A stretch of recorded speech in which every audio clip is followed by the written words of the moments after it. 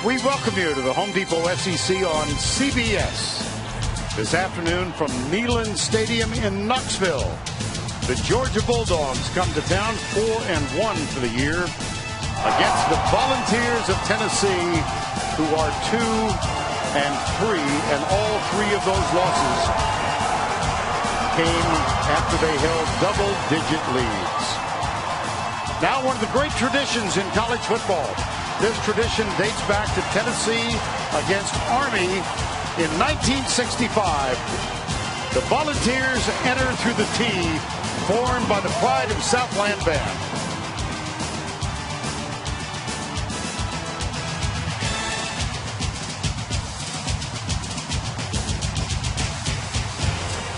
And right behind them, dressed in road white, the Bulldogs of Georgia, who have a 5-game winning streak in this series.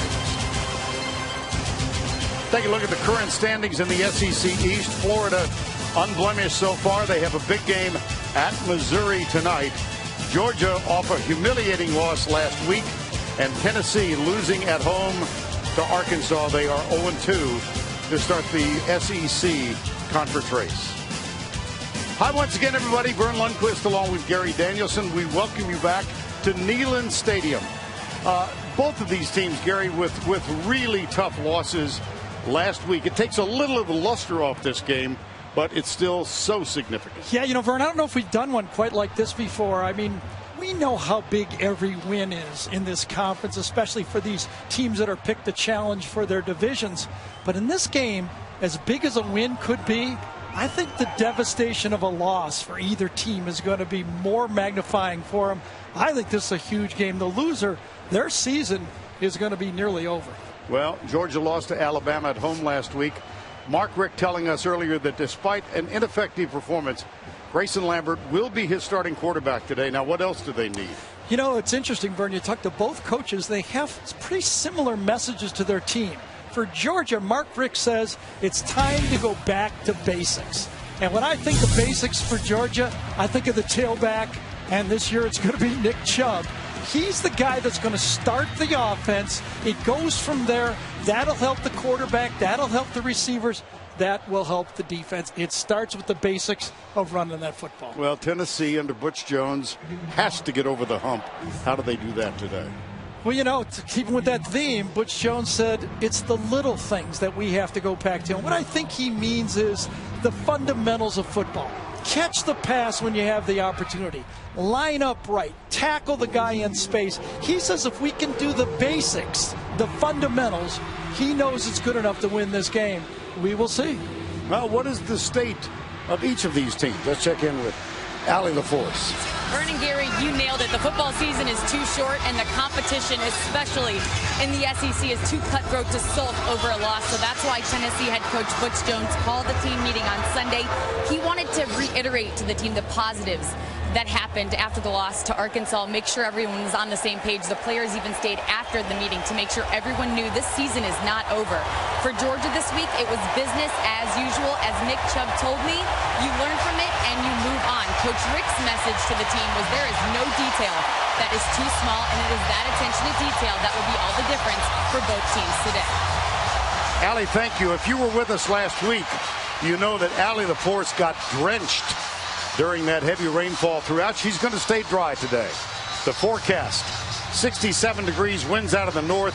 Most significantly, the rainstorm moved through here overnight, and we believe we will be dry from now until kickoff. First game played in 1899. Tennessee won that. Georgia has won the last 5, and the last 2 have been by a whisker. Tennessee won the toss, deferred. Georgia has Reggie Davis at the goal line. Hit and collapsed short of the 15. Nice opening by the special teams of Tennessee. Cortez McDowell.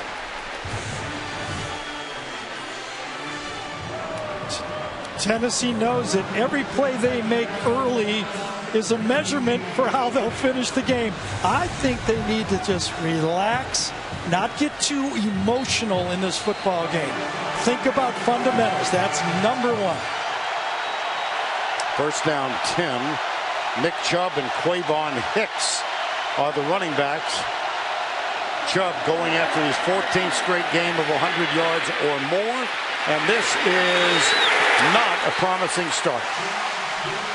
Emmanuel Mosley with the tackle, and now cue the cow. Time for the Chick-fil-A starting lineups. We'll begin with the offensive line. Theus, Isaiah Wynn had a big game last week, one of the best up front. Cublano missed the second half with an ankle injury, but he is starting tonight. And Nick Chubb is still down. Yeah, and that's a nightmare scenario for Georgia fans. Remember, it was on this field 2 years ago that Keith Marshall was injured, and the finish of that run is scary.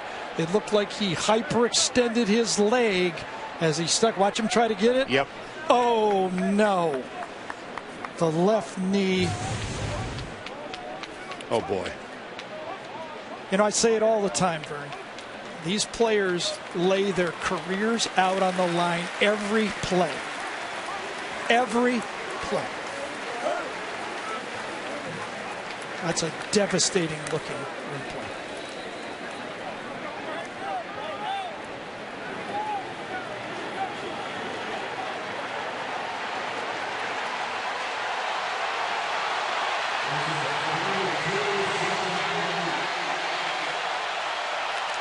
We've chosen not to show the replay again. I think that's sound judgment. The nightmares in this league with the running backs being injured.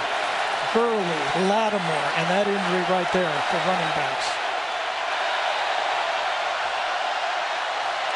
Second down 8. Sony Michel replaces Chubb, and he's dropped at the 21-yard line. Tennessee's defensive unit: Lewis, Vickers, Williams, Derek Barnett, Jalen Reeves-Maybin, by far the leading tackler on this team. Cameron Sutton, their best defender. He'll be on Malcolm Mitchell most of the afternoon, the wide receiver for Georgia. Vern, I got to say, I'm sick to my stomach, and I'm really worried about how Georgia will react to this, because they know how devastating that injury is. Well, you mentioned Keith Marshall. He's on the field right now. He comes to the right. He'll be short of the first down. Marshall, who missed most of last year and most of the previous year. Remember when he and Todd Gurley came in as best friends? Marshall's injury opened the way for Nick Chubb to earn a starting spot, and now the agony for Chubb. Well, we're praying that it's a hyperextension and something that he can rehab. Colin Barber is on to punt. Cameron Sutton lets it bounce, and it takes a Georgia roll and comes to a stop at the 24-yard line.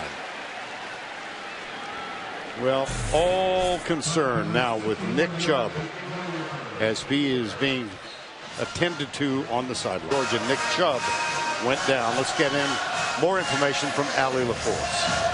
Thank you, Vern. It's really a devastating scene down here on the sidelines. Nick Chubb just trying to get up from the training bench. He's in a lot of pain. He's being very emotional. Some of his teammates are coming over and saying prayers with him. Jay Rome came over to say a prayer with him. Different groups on the benches are saying prayers for him. Players continue to come over and give him their best wishes. They can hardly focus on the game because they're so concerned about their teammates. Certainly in a lot of pain down here. Well, in addition to being a gifted athlete, he's an outstanding young man. And your heart just goes out to him right now, and his family. Quiet, dignified. Oh. First down 10.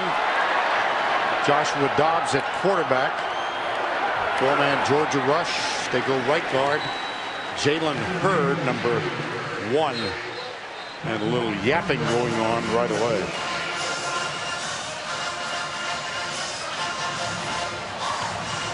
Second down 9.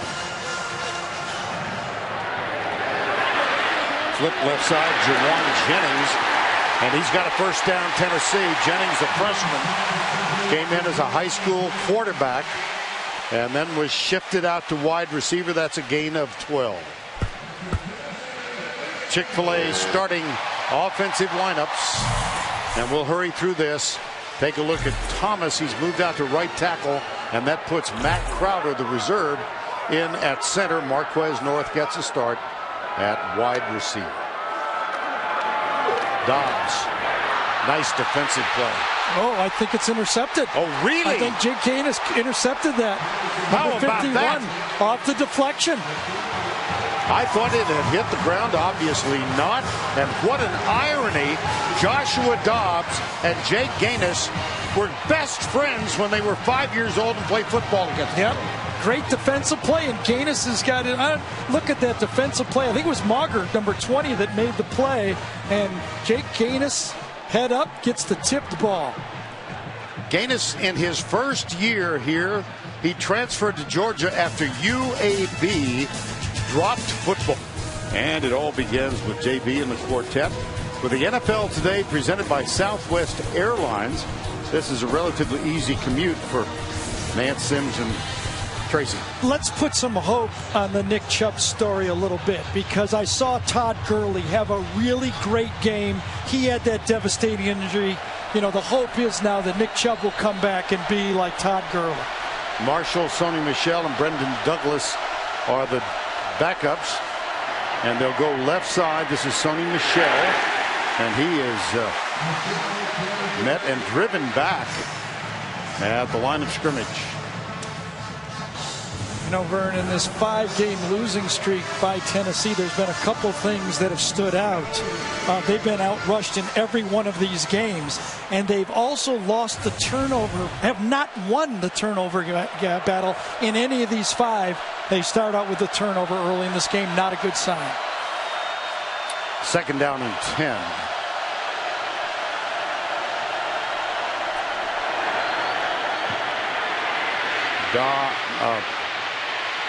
Incomplete. Lambert, I beg your pardon. Third down, 10.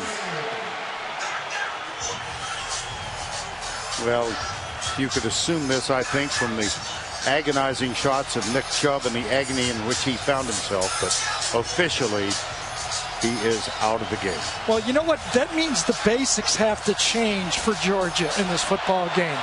They need to now find basics in other people. The tight end, the short passing game without Chubb. Third down, 10. Incomplete.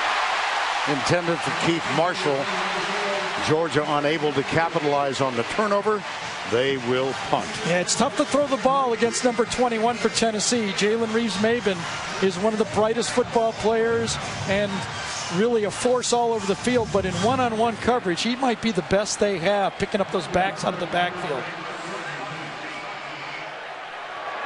Fourth down, 10. Colin Barber's second time in the ball game. Line drive, that'll... Yeah, I thought he was trying to hit that end over end and missed it. I don't think that's what he wanted at all. 0-0. Early first quarter. It's been a tough week for Butch Jones and this volunteer program. Last Sunday, a social media message board reported that Butch Jones allegedly had a physical altercation with center Matt Crowder during a practice at the end of preseason camp. UT school administrators immediately launched an internal investigation, and they spoke with Jones, Crowder, and several other players. On Thursday, unusual annual board of trustees meeting, Tennessee Chancellor Jimmy Cheek said he and AD Dave Hart did their true diligence and found no evidence supporting any allegations of inappropriate behavior between coaches and players. And then Thursday night during his radio show, Butch Jones said all rumors were completely untrue, and he unequivocally reiterated this to all of us yesterday during our meeting with him. Yeah, Vern went all Perry Mason on him. It might have been me, but it was... Yeah, I think you were sterner. Sweep right side, Jawan Jennings. And let's check in with Allie LaForce.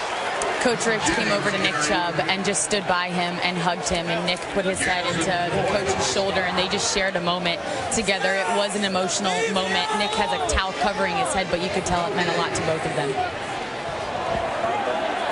Thank you, Allie. Second down and 10. Dobbs, oh boy, one-hopped it. Well, there's a certain irony in all of this. Matt Crowder was a starter at center last year. He had been reduced to a backup role, and because of an injury at right tackle to Brett Kendrick, Coleman Thomas moved out, and here is Crowder starting in this game after all this controversy swirled all of this week. And there is Nick Chubb being assisted to the locker room. 3rd down 10. 3 men down, 4-man rush. Right side. Nice secure tackle. Ethan Wolf made the stop. And Georgia defensively, Floyd will stay on the outside, we're told, most of this game. Tim Kimbrough made the most of his first start last week with 13 tackles. And it's going to be 4th down. Oh, that's sad to see. Wow. 4th down and 7.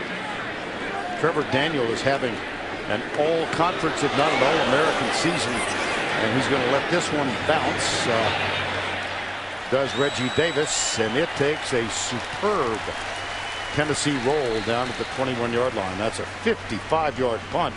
Twice this year in games, Trevor Daniel has been in excess of 50 yards per game.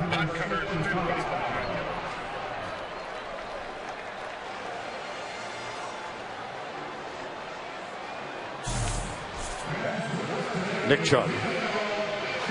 And only now, after due deliberation, are they ready to take him into the Georgia locker room.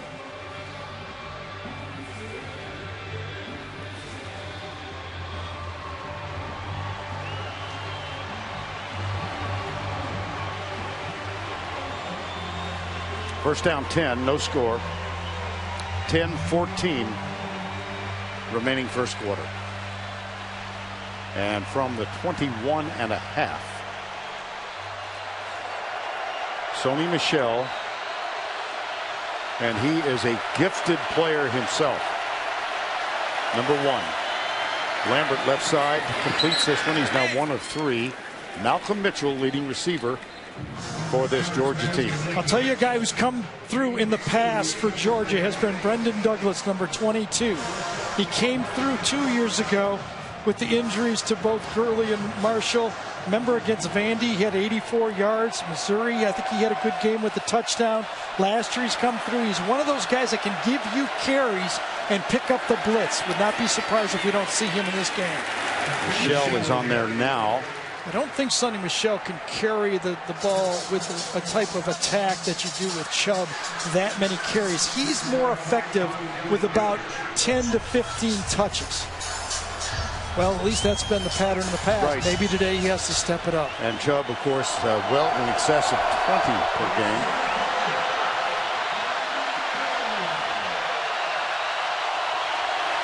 Brandon Cabano, number 54, will snap it back. 3rd down and 4. Low snap. Lambert near side, almost picked up. Is it? No. Incomplete. Yep. Emmanuel Mosley, number 12. 4th down. It was zone 3 and out. coverage, and that time Lambert thought it was a man coverage and led his receiver right into the corner. Very fortunate to get away with this throw. Mosley could have. That ball is a foot farther outside. That would have been picked off. You know Tennessee has circled Malcolm Mitchell. He's targeted more than everybody. Calvin Barber line drive. This is Alvin Kamara back. He had a touchdown negated by a penalty on a punt return last week, and he will not have a chance to run this one back. A 44-yard punt. Nothing on the return. Never miss a moment of college football with the CBS Sports app. Every play, every story, and every highlight right as they happen. Download the CBS Sports app now. Well, you can already see one adjustment that Jeremy Pruitt has made in this football game. Leonard Floyd it looks like he's done playing inside linebacker. He's back to outside linebacker, and he's going to make his plays from the edge.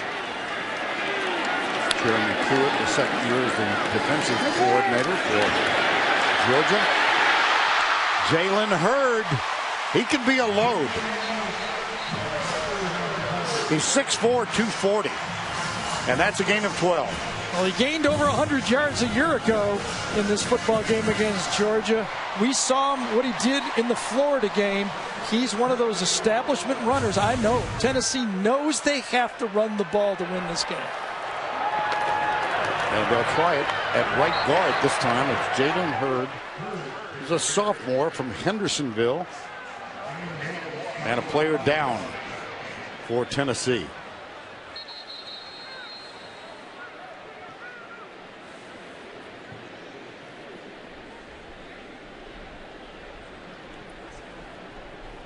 Looks like Jashawn Robertson, number 75. It is. Left guard. And this old line, as Vern told you, is already thin with the injury to Kendrick. And now if Robertson's not there, where do they go to next?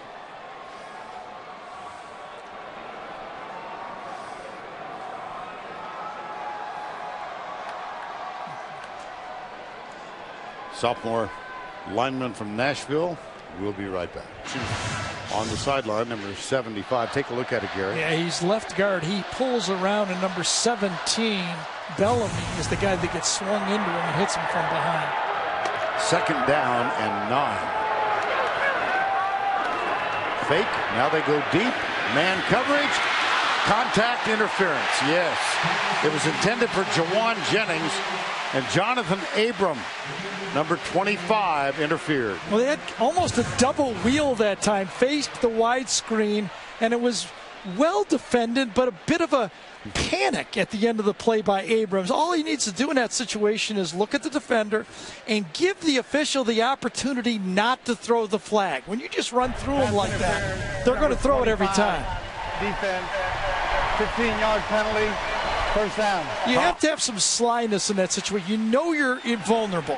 You could feel the ball going over your head. So yes. You got to jump and turn and pretend you're making a play. You just can't do it like that. I thought he did a pretty good job of tackling him. Mr. Shaw in the booth, he'd have called that one from up here that time. Steve Shaw did. Director of Officials for the SEC, our guest today.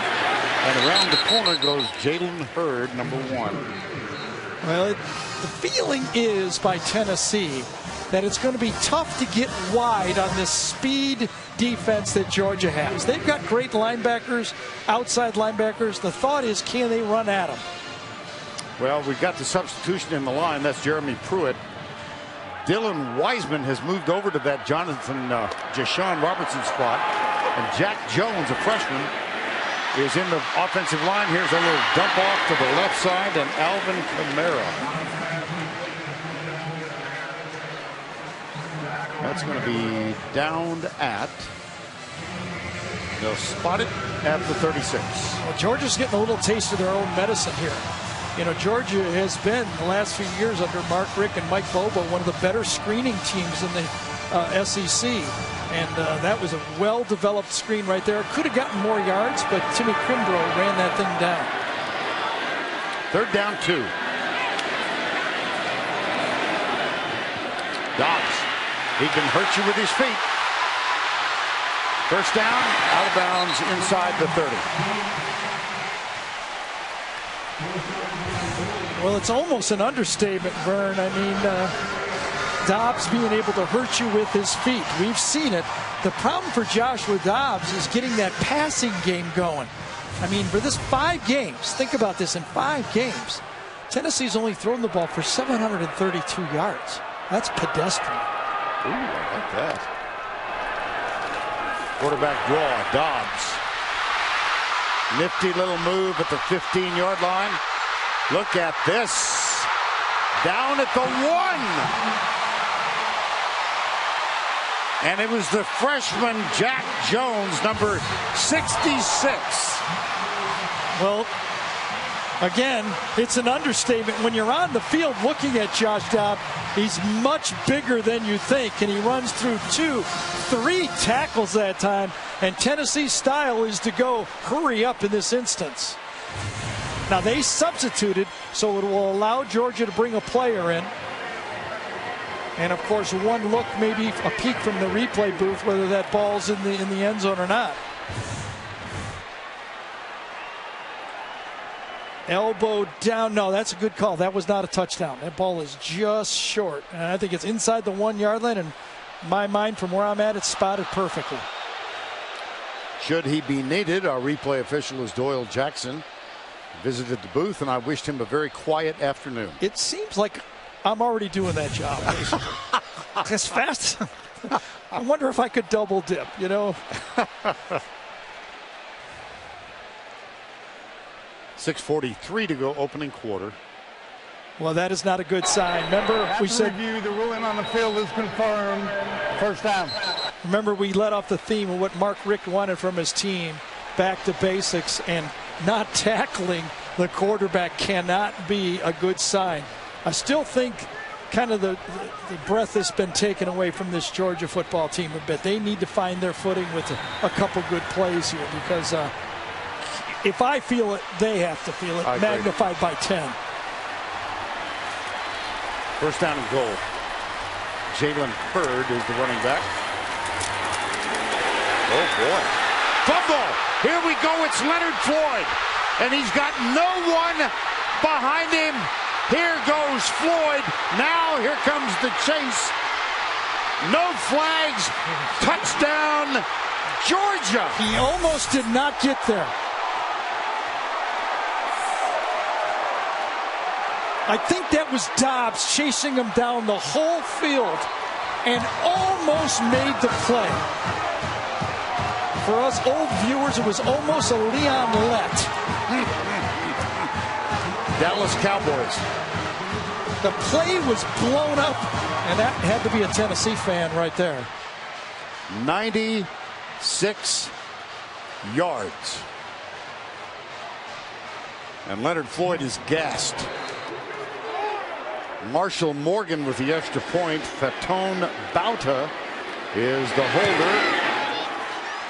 Well, I think it was Timmy Kimbrough again that blew the play up. He had a fantastic game a week ago, and this time he guesses the silent count. And watch 42 split the seam and get in on the play. Unblocked, causes the fumble. It pops out, and Josh Dobbs runs right block. There's one more look at the fumble on the exchange.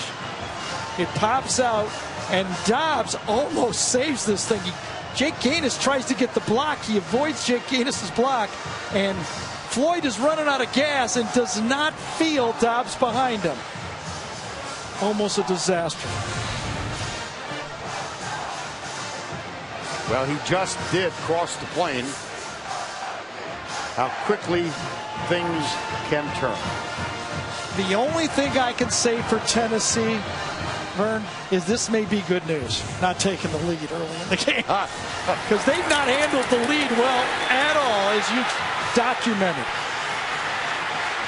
Well, last week at home, they were up 14-0 after a kickoff return and a 17-play drive, and they wound up losing to Arkansas 24-20. I think he just got gassed at the end of it. And I'm sure Jake Gaines was yelling at him, watch out, watch out, watch out. But you're right. He was gassed. And I'll tell you what, if that end zone was 5 yards further, it would have been a fumble. Yeah, Dobbs would have hacked it out. But 7-0 Georgia. Davin Bellamy forced it, number 17. I just think back, they had a first and goal inside the 1 yard line. 6:14 to go. First quarter.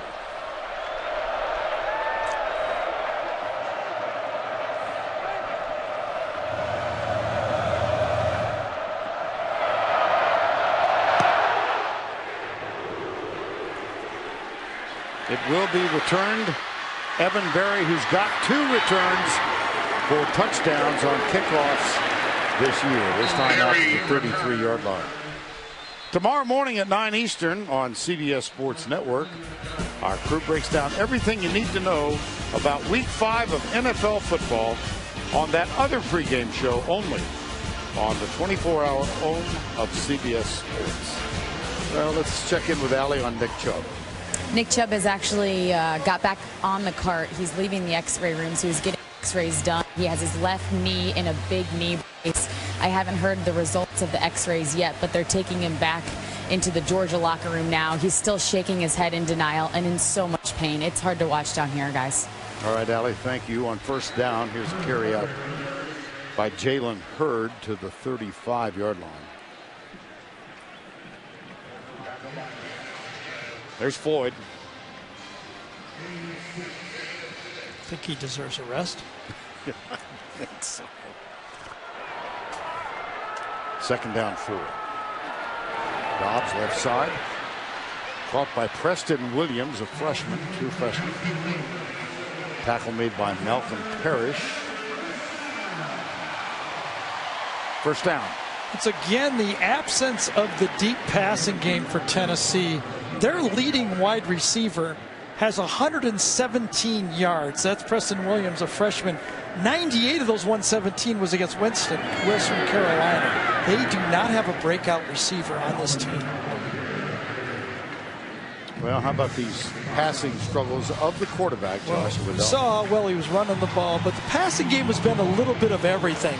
Poor footwork when he has the opportunity to hit somebody has made him inaccurate. When he does throw the ball well, he's been getting the drop ball, and then every other play seems like he's getting pressured or sacked. Alvin Kamara is the running back, comes left, and he's stuffed at the 50-yard line. It'll be third down. Davin Bellamy, number 17, again makes the tackle. Third down and 3, and they'll go with the hurry up again.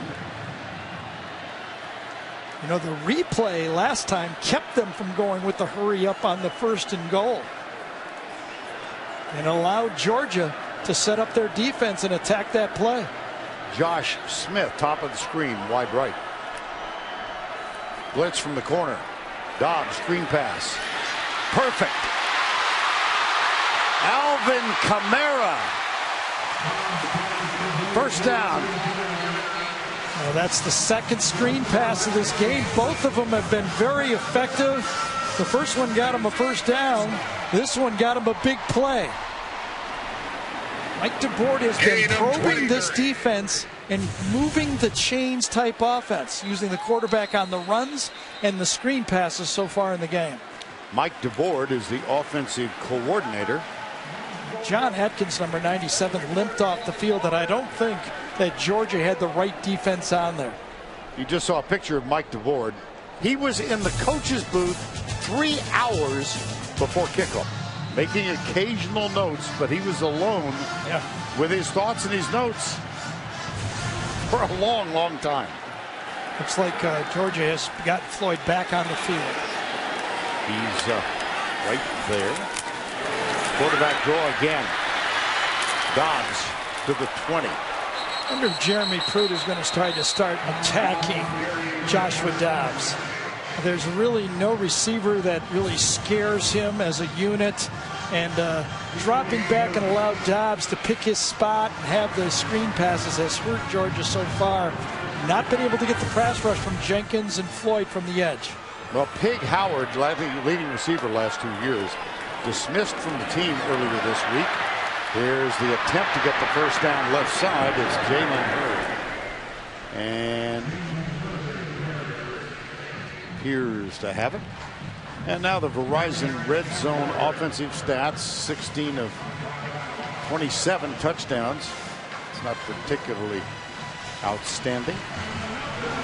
Pig Howard, leading receiver last year. He'd only caught one pass this year, and he was dismissed by Butch Jones earlier this season. Jason Kroom, one of their expected receivers on the injured list, has not played it down this year. First down. Look at Leonard Floyd fight off the block. And Jake Gaines was there as well. Alvin Kamara.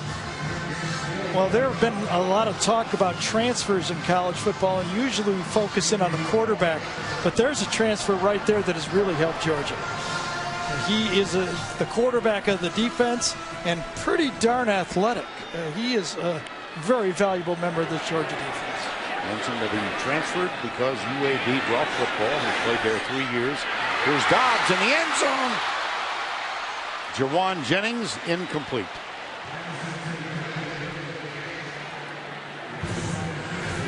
Little bootleg trying to get that touchdown pass. placed another foot inside, and I think that ball would have been easily caught. You talked about number 15, Jennings, high school quarterback and defensive back. There was a battle over Jennings, whether he would play defense or offense for Tennessee, and they say he still could end up on defense before his career is over. 3rd down, 9. Blitz again inside. They tried the screen again. This one's not. Oh, it is. Oh, my. Wow, Jalen Hurd forced a miss and then bangs shoulders as he gets to the 4. They should have had him, they being Georgia. Well, actually, Hurd made 3 people miss on this. The perfect defense. Jake Gaines ends up slipping, and Reggie Wilkerson, number 9, says hello to the SEC. Because he got ran over like a truck. What a play by Hurd. That should have been a loss, and he made it into 1st and goal. Another player limping off for Georgia. Jalen Hurd stays on the field. Good job by the officials. It was subbed by Tennessee, so they allowed Georgia to sub. Dobbs hands it off to Hurd.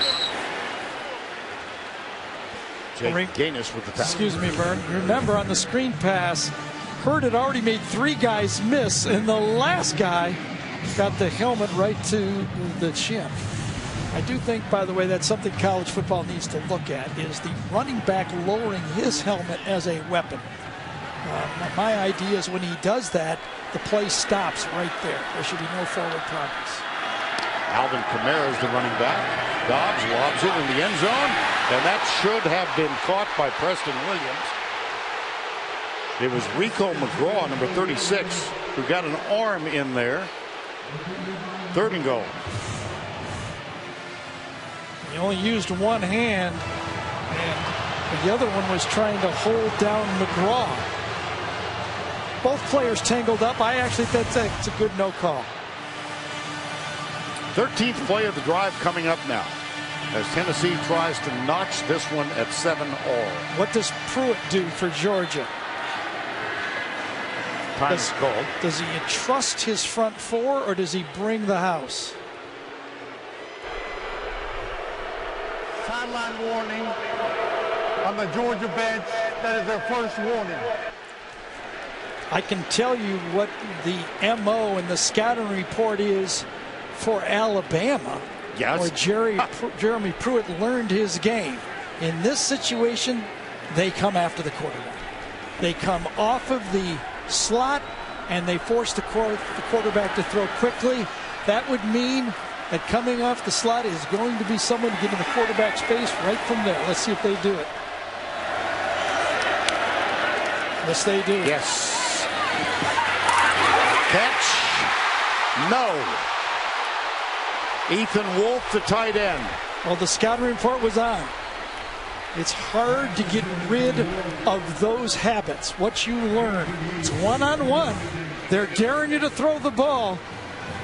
You've got the matchup you want. Aaron Davis, and the ball could have been caught. It pops loose. That brings on Aaron Medley. And Mark Richt called timeout.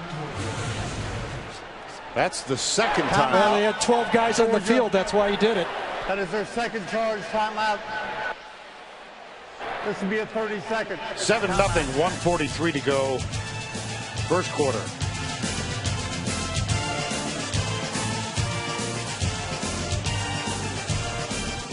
Aaron Medley on to try the field goal, apparently, on 4th down. As great timeout by McElwain. Remember, against Tennessee, good one by Mark Richt, because Georgia had 12 players out there. 22-yard effort from Medley to get Tennessee on the board,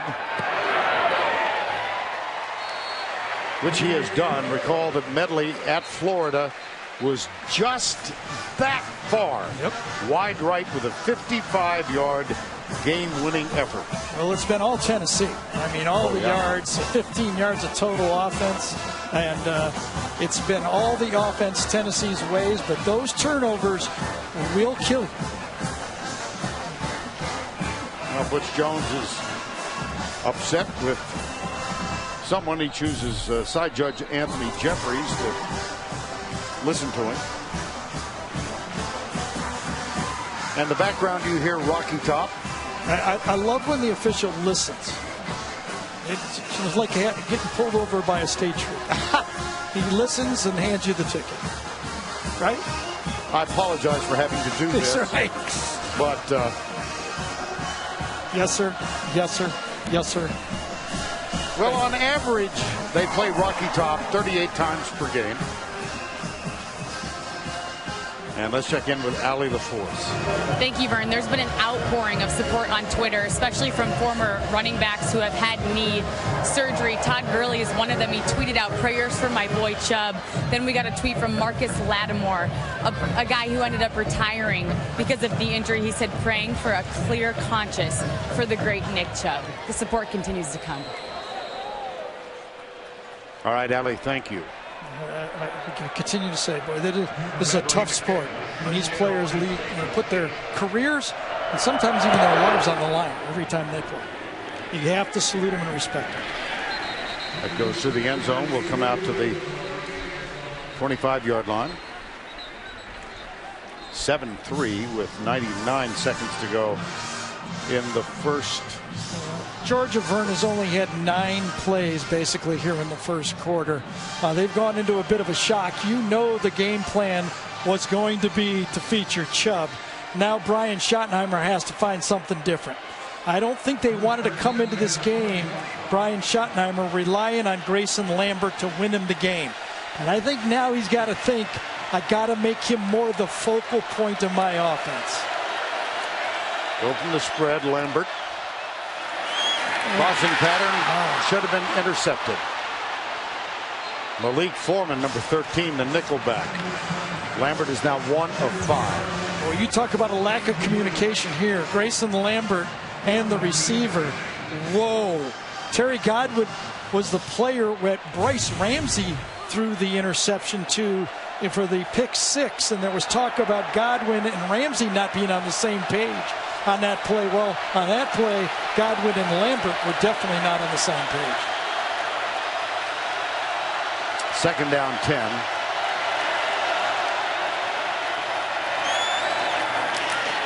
Michelle. It'll be third down 9. Gary, Michelle often lines up in the slot, wide out. How does his having to play in the backfield almost alone alter their game plan? Well, Sonny Michel was drafted as a tailback. Recruited as a tailback. He actually was a 5-star recruit. So he learned to play what he's playing now. What I wonder is how much of the game plan prep all week featured him in this spot. He probably was featured all over. Now he's going to have to concentrate at tailback. Third down 10. Stunts and a blitz and a screen pass. Michel. He's got a blocker in front. He's knocked down with a first down at the 42-yard line.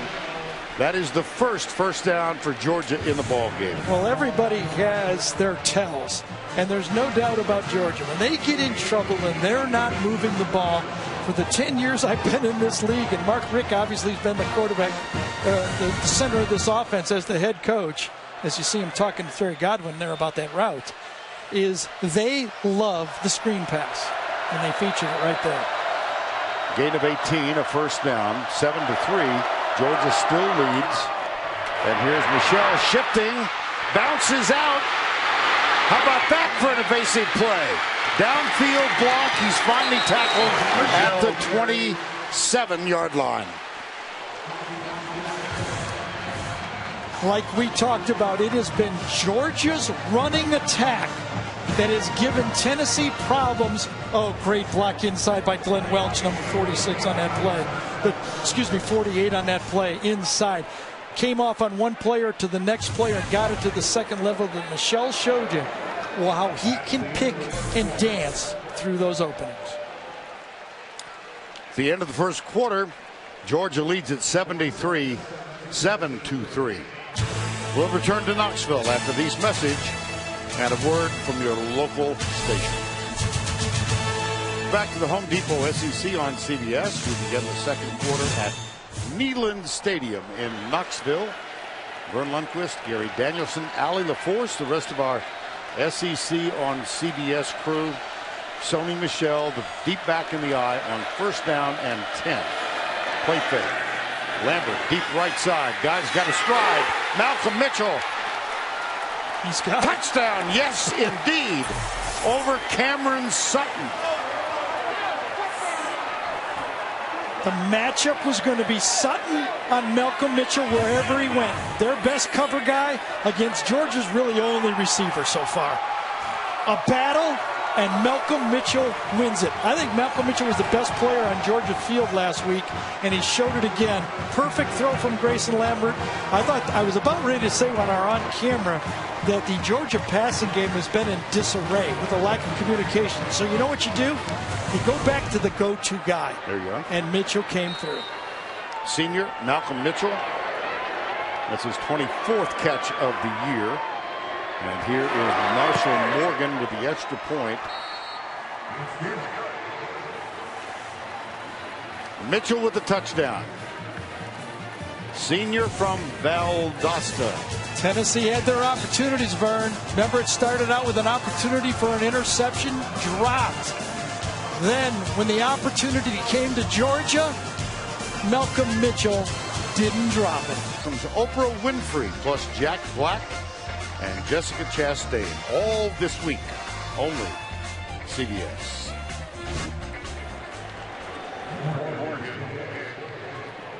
Well, a 75-yard play, 75-yard drive, and all of a sudden Tennessee's looking at the largest deficit of the year. This may help them, though, Vern. I think the big leads have paralyzed them a bit.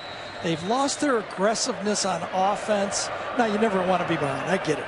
But the big leads, there's no way Tennessee was used to playing with those leads, and they got way too conservative. With Marshall Morgan, Evan Berry from the 5-yard line. Again, he's returned 2 for touchdowns this year.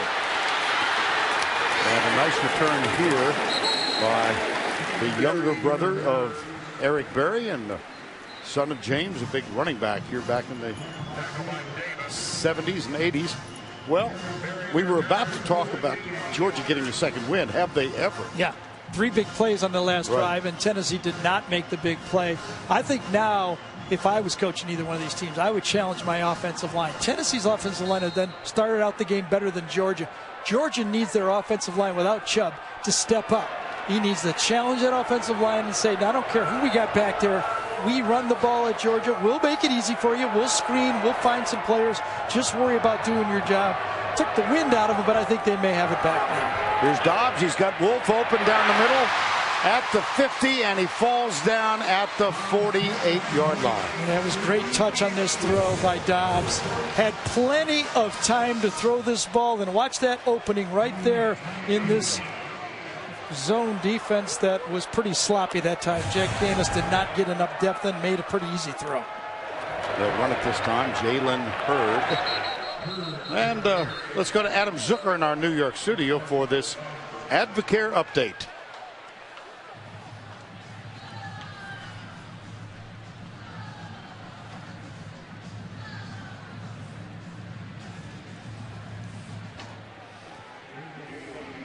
All right, Adam, thank you. 2nd down and 9 here with Tennessee trailing 14-3. Again, a designed quarterback run. He picks up 3. Well, LSU, South Carolina, of course, moved to Baton Rouge because of the flooding in Columbia and throughout the state. South Carolina flew in on the charter plane owned by LSU. All the proceeds will go to South Carolina after expenses. And a small irony, LSU, as the road team playing at home, had to wear their purple jerseys. They've got an injured player down on the field. It's Mac Crowder.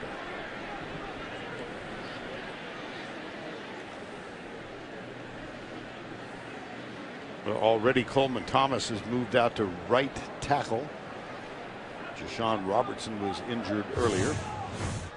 And time has been taken on the field while they You saw Kimbrough went right against his knee there. is now on the sidelines. And third injury to the offensive line in this game. Well, it's while we've got a moment, introduce the Duck. Time now for the Aflac Trivia Question of the Week. Leonard Fournette currently with 38 yards in that game against South Carolina. He's rushed for 200 yards in 3 straight. Who holds the record for most consecutive 200-yard rush games? Well, Mike DeBoer told us, Vern, that third and long passing situation, when you turn on the Georgia tape, it looks like a sack highlight reel. So now with Tennessee having key injuries on the offensive line, what are you going to call here? You go back to the screen pass? Rollout. Dobbs, incomplete. Well, you could see that they were not going to go in the pocket. They wanted no look at Jenkins, number 59, Floyd, 84, Lorenzo Carter, 7, stressing that offensive line with a big sack. And it is a patchwork offensive line now. We'll get to that next time Tennessee has the ball. Now Trevor Daniels from the 45. Reggie Davis is at the 10.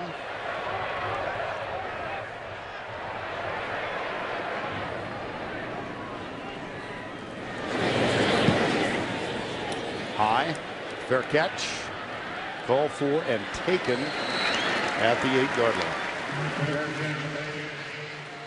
Monday on CBS, the only thing smarter than a genius is a whole team of them. Catch a new Scorpion Monday at 9, 8 Central, only CBS.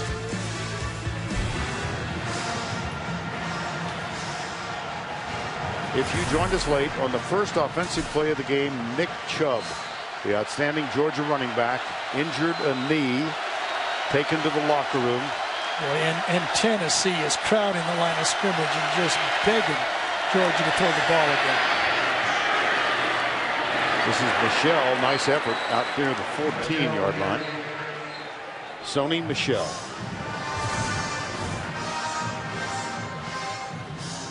Pounding ground.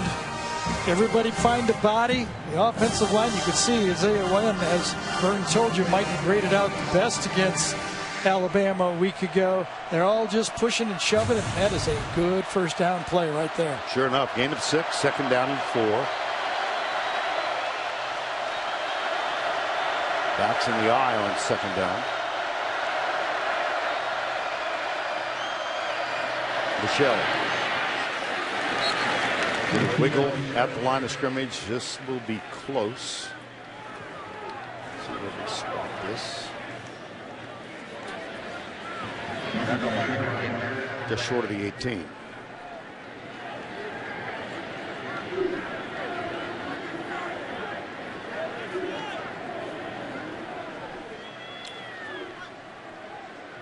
Well, you had to know when Mark Richt and Brian Schottenheimer looked at the Arkansas tape and saw that Arkansas averaged 7.5 yards on first down. Arkansas. They knew that tailback tight end offense was coming right at. I mean, you just knew when Mark Richt said go back to basics, this is what he meant. Now they had the shock obviously with Chubb, but it looks like they're going to go right back to it now. And Sony Michel is showing that he can be an every down back, doesn't he? 7 carries so far for 46 yards. You saw the measurement. Tom Ritter indicating that it is first down. Georgia 14-3. Their first touchdown came on a 96-yard fumble return. Leonard Floyd and then Malcolm Mitchell caught a pass a moment ago. Michelle again. Khalil McKenzie, freshman, number 1, made the tackle. Great heritage. His dad, Reggie, now the general manager of the Oakland Raiders, was a standout here and in the NFL. Uncle Raleigh was a great player. And we were told that Khalil McKenzie, as a true freshman, was really coming on last couple of weeks. Second down. Play action. Lambert, right side. Jay Rome out of bounds at the 34-yard line. How easy is that? Boy, if you're a quarterback and you're struggling, you love the little bootleg right here. Okay, how about that, Vern? Think you could throw that one? No. Come on! I know my strengths and weaknesses. That's what that running game sets up. I'm proud that you would think I could. That's the offense that Mark Richt believes travels well and why he has been so successful winning on the road in the SEC. First down and 10 at the 35 is where they finally spot it. Lambert deep left side. He's got Carter open. Carter has to wait. Reggie Davis, I beg your pardon, not Carter. Reggie Davis. What a great adjustment by Reggie Davis to the ball. He comes out, he thinks he's going to give it over his left shoulder. When the ball in the air, he turns once, twice, and again to adjust for the football. Beautiful job. That's the type of throw you got to make if you're Grayson Lambert. Do not overthrow that ball. Give your guy a chance to make it even if he has to stop. Michelle bounces to the outside, gets a good block on the edge. Modest pickup. Reggie Davis with that big 35-yard gain. And they need for these other wide receivers other than Mitchell to come through. There's Davis. First catch he made as a freshman. 98 yards from Aaron Murray. That was against North Texas. 2 wide to right, 1 to the left. Michelle. 24. LaTroy Lewis, number 4.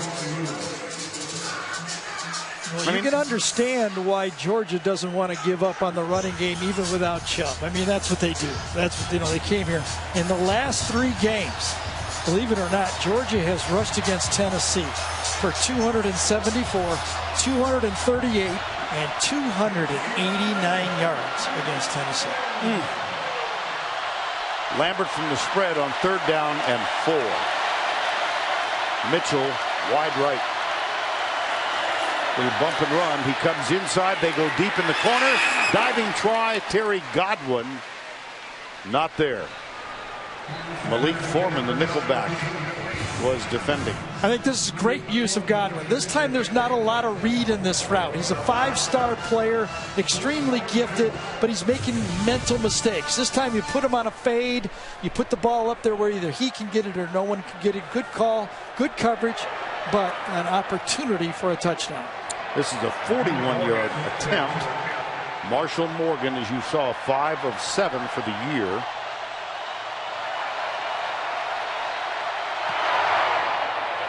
Oh dear. Oh no.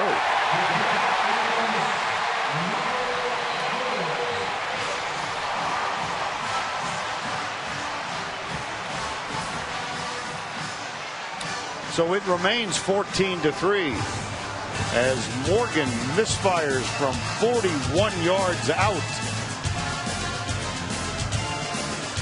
Doggone it. 3. Tennessee dominated, particularly the first quarter, but they missed some chances. There's the biggest miss. Leonard Floyd picked up a fumble in midair, went 96 yards. There was a drop pass. Yeah, and then to the outside, they had the opportunity. And then the last one, Vern, when that ball could have been caught by Ethan Wolf. I mean, 2 balls that were thrown reasonable, and the last one thrown perfectly. Opportunities that, we showed a couple on defense, but there's been, I think, 4 opportunities missed on offense. Well, it's now a makeshift offensive line for Tennessee with 3 injuries. Kyler Kurbison is at left tackle. Dylan Wiseman left guard. Coleman Thomas back at center. Jack Jones at right guard. And Chance Hall. And here's a completion to Von Pearson.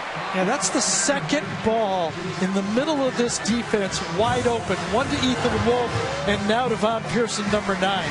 It's about as open as you can get in a college football game. I mean, he was 15 yards in the open.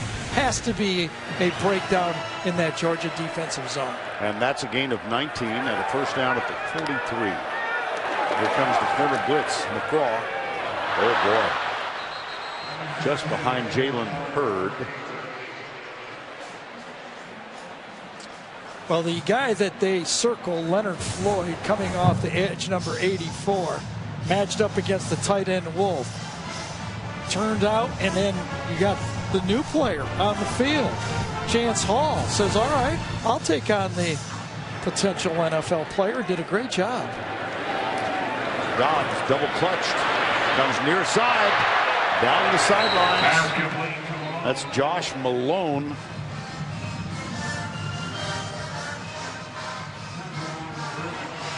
Eight and a half to go. And just a quick reminder that on the first offensive play, Nick Chubb, outstanding running back for Georgia, knee injury, still in the locker room. And then the big play was that defensive fumble return, 96 yards by Leonard Floyd. Let's see what Georgia has in mind here on third down. Dobbs rolling out. Oh, missed it by a Boy, lot. did he ever. Well, that's when you draw up as a coach right there. Third and short, you hand the ball to your quarterback and you say, all right, we're not going to keep you in the pocket, but I'm going to give you an easy one-on-one throw here. And they expect Joshua Dobbs to hit that one. That is a wide open player, and it wasn't close. That was about 5 yards over his head.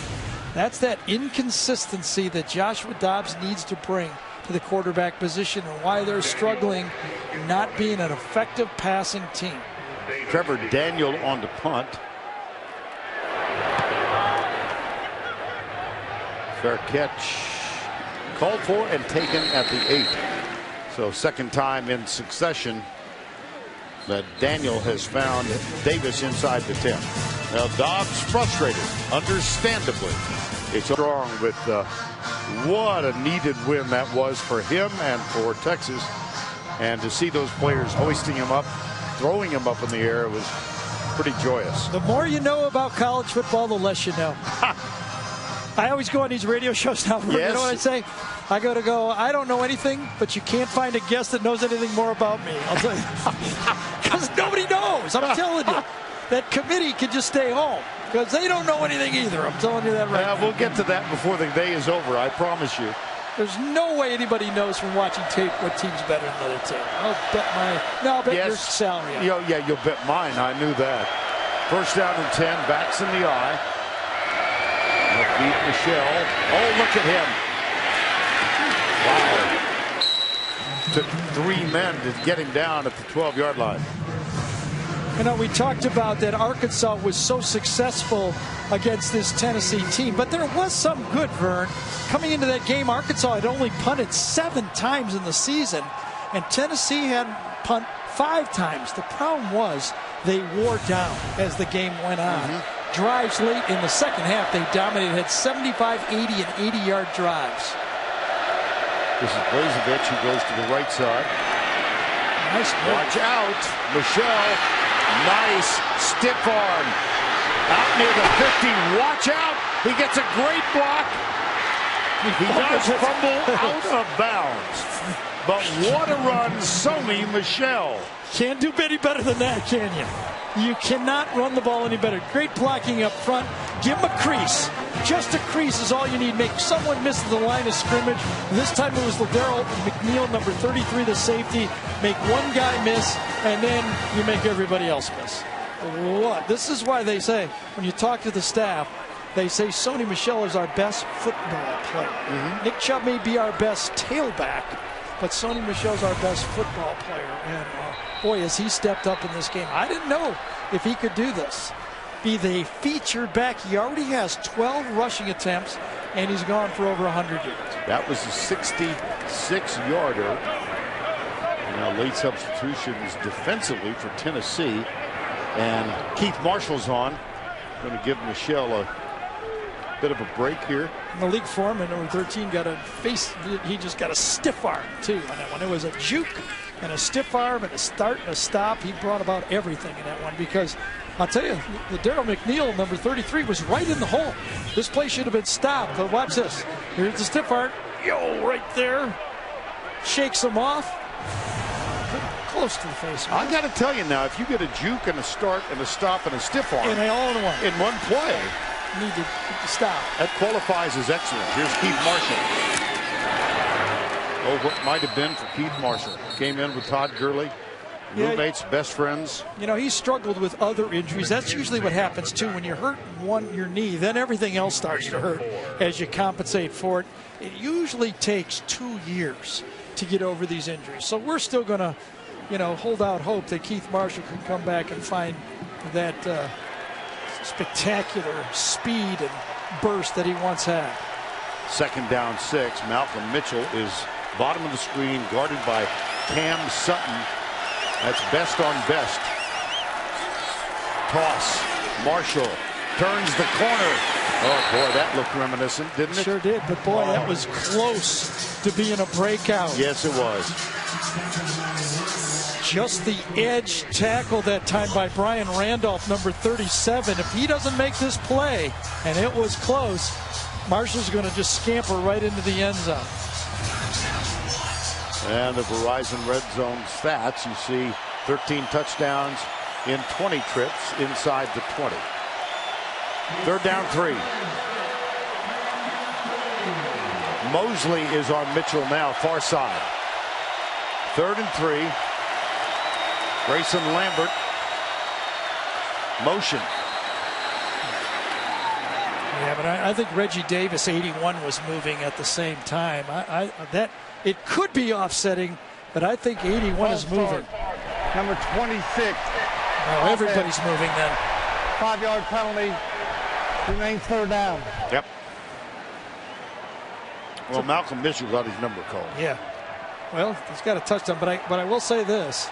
This will be a big stop here for this Tennessee defense. You know, they were staring at another long drive. They've given up tons of long drives this year. Can they get a sack? They've had just nothing this year. This should be a sack monster. They've only had 5, just 3 from the defensive line this year. Low snap. Lambert has to heave it in double coverage, and it's incomplete. Intended for Terry Godwin. Freshman. Malik Foreman, the nickel back. This ball was let go. I was ready to say interception. Yep. Because Foreman was outside Godwin on the play. And if Godwin doesn't collision him and Malik doesn't climb, I thought that ball was in trouble. And Schottenheimer jumped and thought it was interference and didn't make the call. Well, Marshall Morgan just missed from 41. This one from 37 yards out.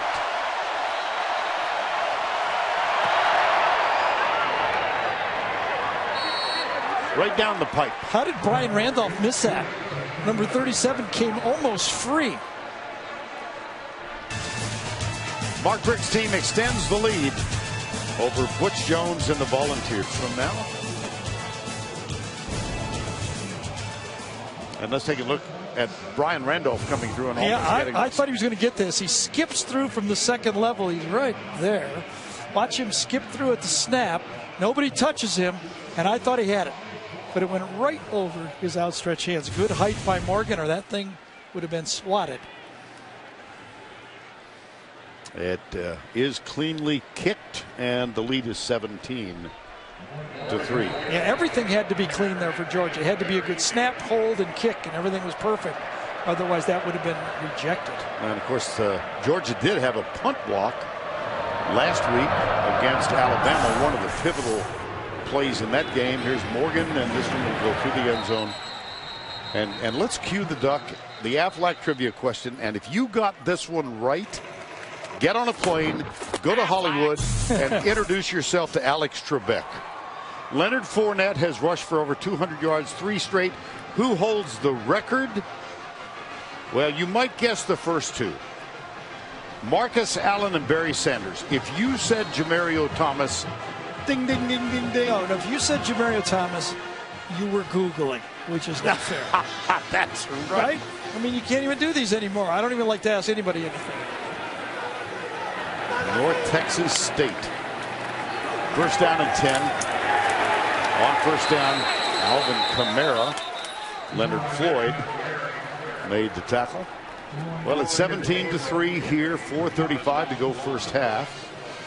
On the first offensive play from scrimmage, Nick Chubb, injured knee, taken to the locker room where he remains. And is that a lateral or a pass? Juwan Jennings. And this is Nick Chubb. First play, spent a long time on the bench, seeking privacy in the most public of places, and finally assisted to the locker room. Here's the danger zone. Remember, 2 true freshmen on the field for Tennessee with the injuries to the offensive line. Great pass rush from Georgia. From behind, Dobbs is down. Dominic Sanders with the sack. Not surprised at all. It was a zone blitz. It looked like they were bringing a lot of people, but it was just one of those fancy blitzes they use now. You spring someone from the second level, you drop Carter, number 7. It's the zone blitz. With all that youth on the field, you knew this Tennessee offensive line could not pick it up. Trevor Daniel for the season averaging 48 yards. He has a chance to air it out here. Had 2 kicks of 56 yards last week. Low kick. Yeah, it sure is. Bobbled, picked up on one hop, fortuitous. Oh my goodness, here's Reggie Davis. Slips the tackle. There are no flags. Yes, there are. Rock in the back. It's coming back. You're right. It's at the 41. John Theus, the old vet, and Colton Houston are walking out on the 25-yard line. They know it's coming back. Well, Reg Davis is returning punts because Isaiah McKenzie was injured. A block in the back. There was a block on the side. Oh, they're going to pick up the flag. How do you like that? Block from the side. Here's Davis slipping the last tackle. The Georgia bench thought it was a flag. The veterans thought it was a flag, but Yeah. Roquan Smith, the number 3. SEC offices are going to get another tape to look at. And for the record, Director of Officiating Steve Shaw is with us in the booth. Yikes. Yikes. Ouch. 24-3. 70-yard punt return.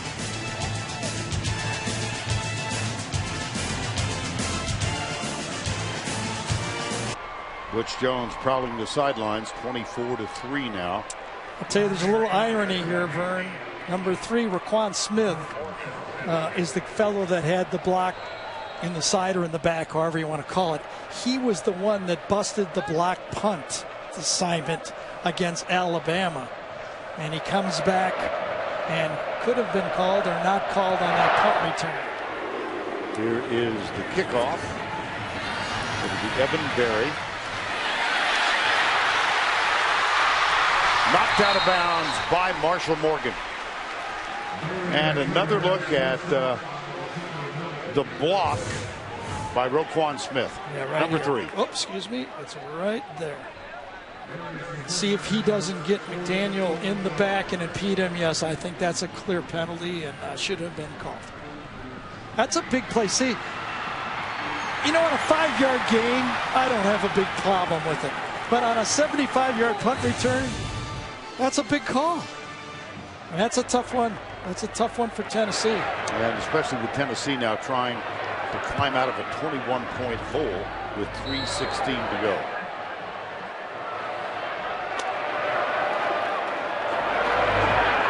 Sweep, Jalen Hurd. Tough to get around this defense. You bet it is.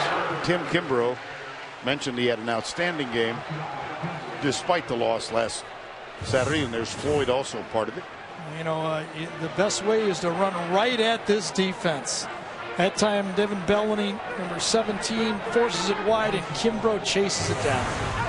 Second down, 11. Dobbs, 9 of 18 for 110 yards. Batted down. Devin Bellamy, who forced a fumble that was returned 96 yards by Leonard Floyd, got his hands up and slapped that one back. It's a second back-to-back plays by Bellamy. He forced the sweep wide on first down, knocks it down, a pass on second down. 3rd down, 11.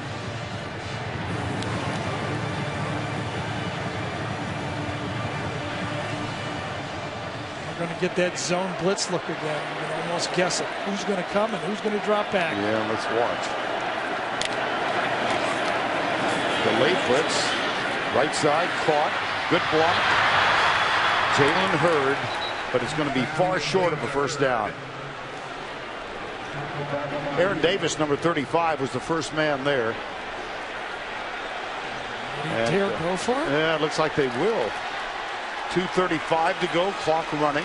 Remember, Tennessee gets the ball to start the 2nd half. It's not as big a panic situation as you might think. I'd hate to give the ball to Georgia back here on the basically 50-yard line. 4th down and 4. For the season, Tennessee 3 of 5 on 4th down conversions. They can tell you something about being on the opposite end. Florida with 5 of 5 in that win. And the receiver slipped, but made the catch. How about that? Marquez North, I think, number 8, was the guy who did. He slips and falls down, wide open on the play. Was that who it was? No, it was Von Pearson. Von Pearson. Von Pearson, 8 or 9, they look the same. He falls down, and the ball's in the exact spot where he falls down. How about that? Are you suggesting that these numbers are hard They're to read? a little tough. With these uniforms? There's the sweep to the right. Oh, boy. Jake Gaines was out there in a hurry and stopped Alvin Kamara. 1:45. Tennessee has a full complement of 3 timeouts remaining. Yeah, it's hard to blame Butch for using 4th down after Florida used 5 of them to beat them. That's right. Oh, I know how this is done. Yes. 2nd down and 9. Von Pearson in motion. Dobbs rolls out behind his intended receiver. Oh, wow. He had him for a while, too. Alex Ellis, yes, he did. Coming across the formation. He had him for about 5 yards in the open seam and didn't get it to him fast enough, and then he threw it behind him. Dobbs 11 for 22. It's a 10th 3rd down situation that Tennessee's had in the 1st half. Delayed blitz. Oh, wow. And that one's incomplete. That was Dominic Sanders who jumped up, and Dobbs jumped underneath him. Mauger was in coverage. Sanders, I came close to, I thought, hitting Dobbs in the head on this play. He did. Now that should have been called. You cannot swat the quarterback in the head. Watch this. Ooh. See, that's another one missed right there. I think you got to call that a quarterback. That threw off that play. 4th down 9.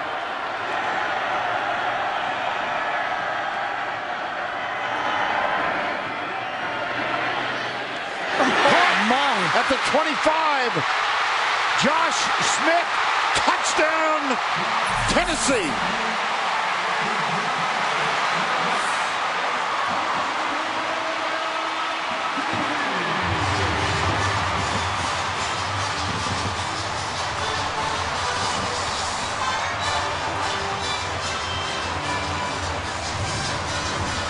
Well, it went to Smith, and watch Jonathan Abrams, 25, fall. Well, he actually got knocked down on the play. He got knocked down, and he could not get back up in time. I thought he had it if he not. How about that? 2 4th down plays, 2 times. One time the receiver, Von Pearson, falls down. This time the defender falls down to make it go. Just like they practiced it. Aaron Medley's extra point is up and good. And now remember, they get the ball to start the 2nd half. Joshua Dobbs. For 60 years, Goodyear has provided aerial coverage of college football's greatest traditions and biggest rivalries. That was 8 plays, 53 yards, 2 4th down conversions. I love college football. I swear that you never know what's going to happen in these games. You know this thing is going to go wild in the 2nd half. Zoning Oh, shell, ball's on the ball's ground. out. That ball popped out. Ball is out. I thought I saw the. I know the ball was out.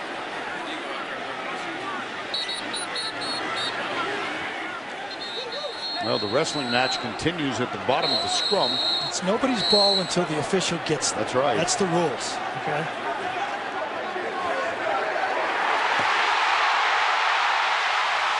Turnover.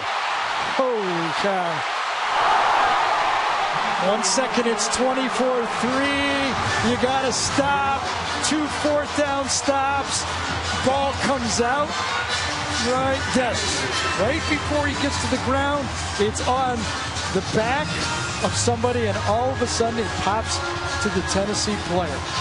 I think he was actually on the legs of the Tennessee player, and his knee never got to the ground. It is a turnover. I'm sure it could be looked at. Doyle Jackson, as Vern told you, is the replay official. He has to feel confident in what he sees, because it is, again, another big play. Jakob Johnson with the hit on special teams. I think he was right. I think he was on the defender's back on the play. Remember, all 3 timeouts for Tennessee. Dobbs into the end zone. Oh, brother Dominic Sanders had both hands on it. It was intended for Vaughn Pearson. We love the aggressiveness. Yes. On 4th down, you can be aggressive, okay? But on 1st down, watch if he dumps the ball to Jalen Hurd right here. Right there. Give him the ball. Right there. What's that going to do? See, that's the coaching. That's the next step for Joshua. You got to know, 4th down, you stick it in there. Take your chances. 1st down, drop it off. Now it's 2nd down. No pressure. Dobbs. One hopper to Alvin Kamara. 3rd down. Here we go. Is Lorenzo Carter, number 7, who was chasing Dobbs. 3rd down, 10. 24-10 the score. And Tennessee still has all 3 timeouts remaining.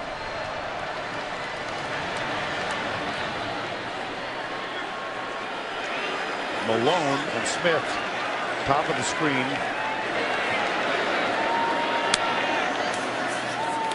Georgia rushes only 3.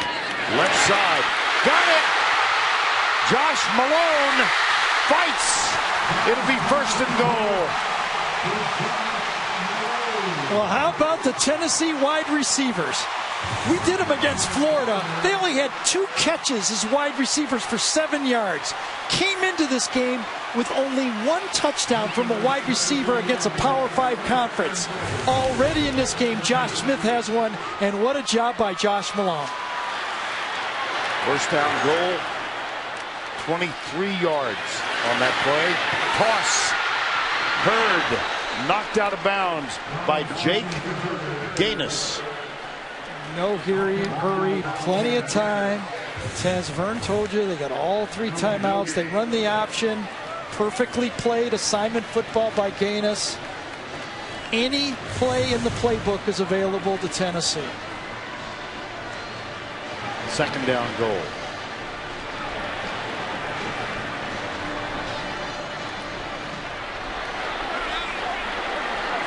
Four wides. 1 in motion. Quarterback run. Quarterback rollout. Touchdown! Alvin Kamara.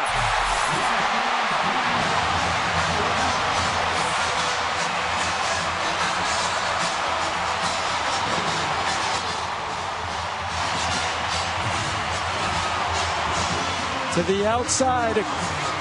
Sprint out. And just the 2 receivers to the outside, Kamara and Josh Malone switch. The outside guy comes in, the inside guy goes out. A bit of a rub in the end zone, and Kamara gets a pick. How about this finish here of the 1st half? Whistle.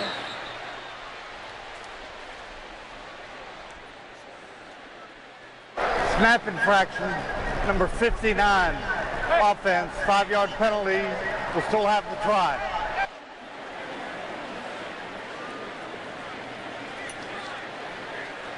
That's the holder. Long snapper, beg your pardon. Matt Giampapa. So now the kick from the 16-yard line. It's good. A few minutes ago, we're all feeling sorry for Tennessee. 24-3, fourth down play. Can they do anything? Watch Josh Malone run over, basically, the defender. Knocks him down, throw it in traffic. On fourth down, you can do that. And Josh Smith puts it into the end zone. Okay, no problem. Georgia gets the ball back. Here comes the next play, the kickoff. And all of a sudden, a 24-3 says, uh-oh. Tennessee gets the ball back. Get it down to the goal line. End zone. Couple of rubs to the outside, and Kamara walks in with an easy touchdown. It's 24-17, and guess who gets the ball to start the second half? And those two touchdowns came in the last 28 seconds of game clock. Ready for the kickoff. Medley, the pick.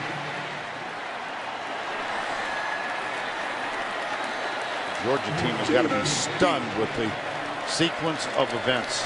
Yeah, it's called college football. Reggie Davis, this will be a touchback.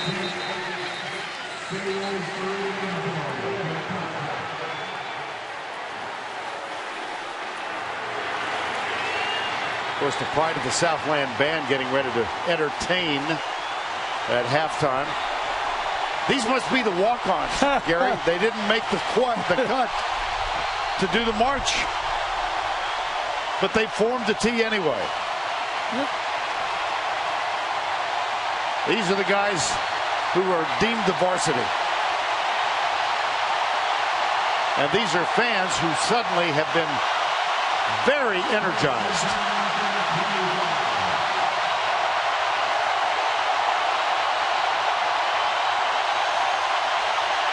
Remember, Tennessee has 3 timeouts. Will they get aggressive and use their timeouts here?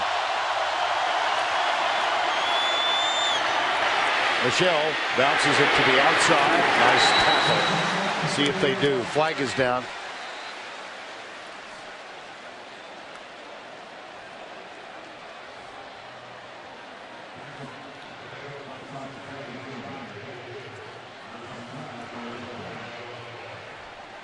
Yeah, I'm wondering if Butch Jones will decline this and use a timeout here, because if he takes it, the half's basically over. It ain't bad. I mean, it wasn't. During the run, holding number 77, offense, 10-yard penalty, remains first down. Isaiah Wynn.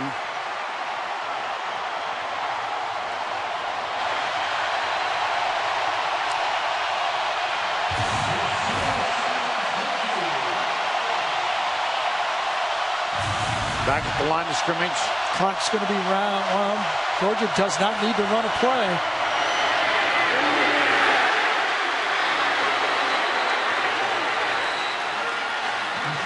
That'll do it. And guess who's running off the field with a load of emotion, despite trailing by 7.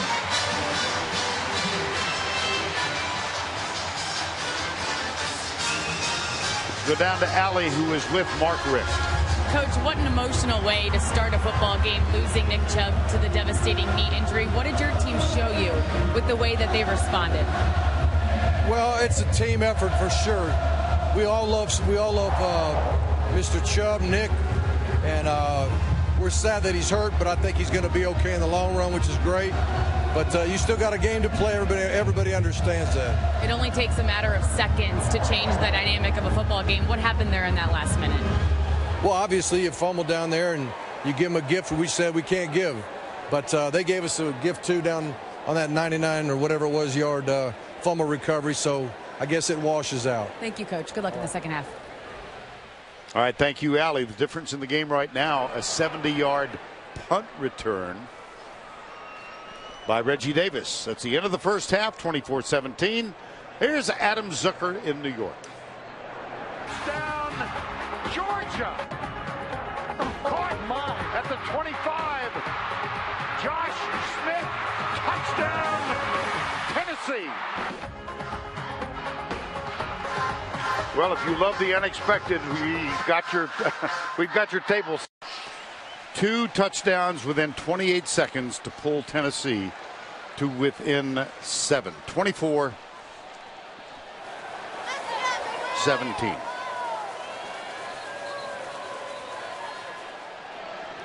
I told you Tennessee was doing it all wrong. Yes. Doing it all wrong. Yeah, I know. Well, they were so much more aggressive. Nobody wants to go down that far, and Georgia gave them a gift. But, I mean, as Mark Richt said, it's one gift to each. And Georgia really, you know, honestly, only has 1 touchdown in this game with their offense. They have a punt return with a big asterisk on it and a fumble recovery. 24-17, Tennessee. What an ironic reversal of what they've done this year. They've blown 3 double-digit leads. Yeah. 2 in the fourth. And ahead they're down 24-3. Right. And I got to be honest, when they went for that 4th down play on the 50 and I saw the receiver flip, I went, oh my goodness, if Georgia scores here, we're going to see a new quarterback. And all of a sudden, look how fast things can change again. Now on that drive, 2 4th down conversions. Here's a squib kick, a little punch kick, and a fair catch called at the 35. Moments ago, Allie LaForce with Tennessee head coach Butch Jones. Coach, in just 37 seconds, your team scored 2 touchdowns and forced a fumble. What did that do for the confidence of this team heading into halftime? Well, it shows our resiliency. We've given them 14 points, so obviously this second half is going to be critical. We have to make them earn every yard that they get. But this is a high-character football team with resiliency, and if you just keep playing, that ball will bounce your way. Thank you, Coach. Thank you. First down 10. Dobbs hands it off to Jalen Hurd. Well, he is tough to bring down with first contact. 24-17. Where do you want to start this? I mean, what an inexplicable turn of events. Yeah, it is. Like we said, it is college football. Right. And you have to finish these things. But talking to Butch when we were here for the day and a half, it is different playing with a lead when you're trying to protect everything and make sure you don't make a big mistake than the way you play when you're coming from behind. Sometimes you can find yourself as an offense when you get behind and learn how to attack again. Well, there's that friendship on the football field and before. Josh Dobbs tackled by Jake Gaines.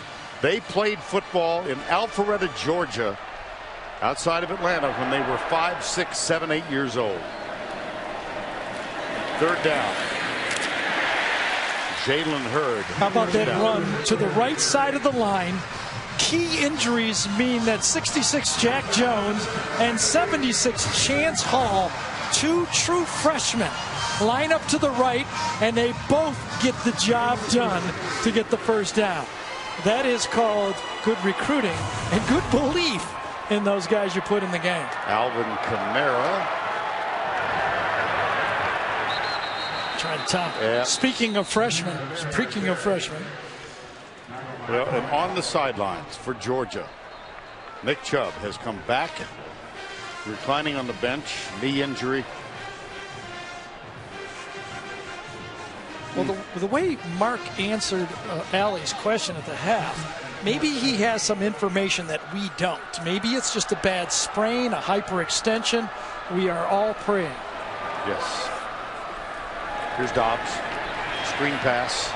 Nothing doing this time. Tim Kimbrough with the tackle. And here's that 3rd down call again.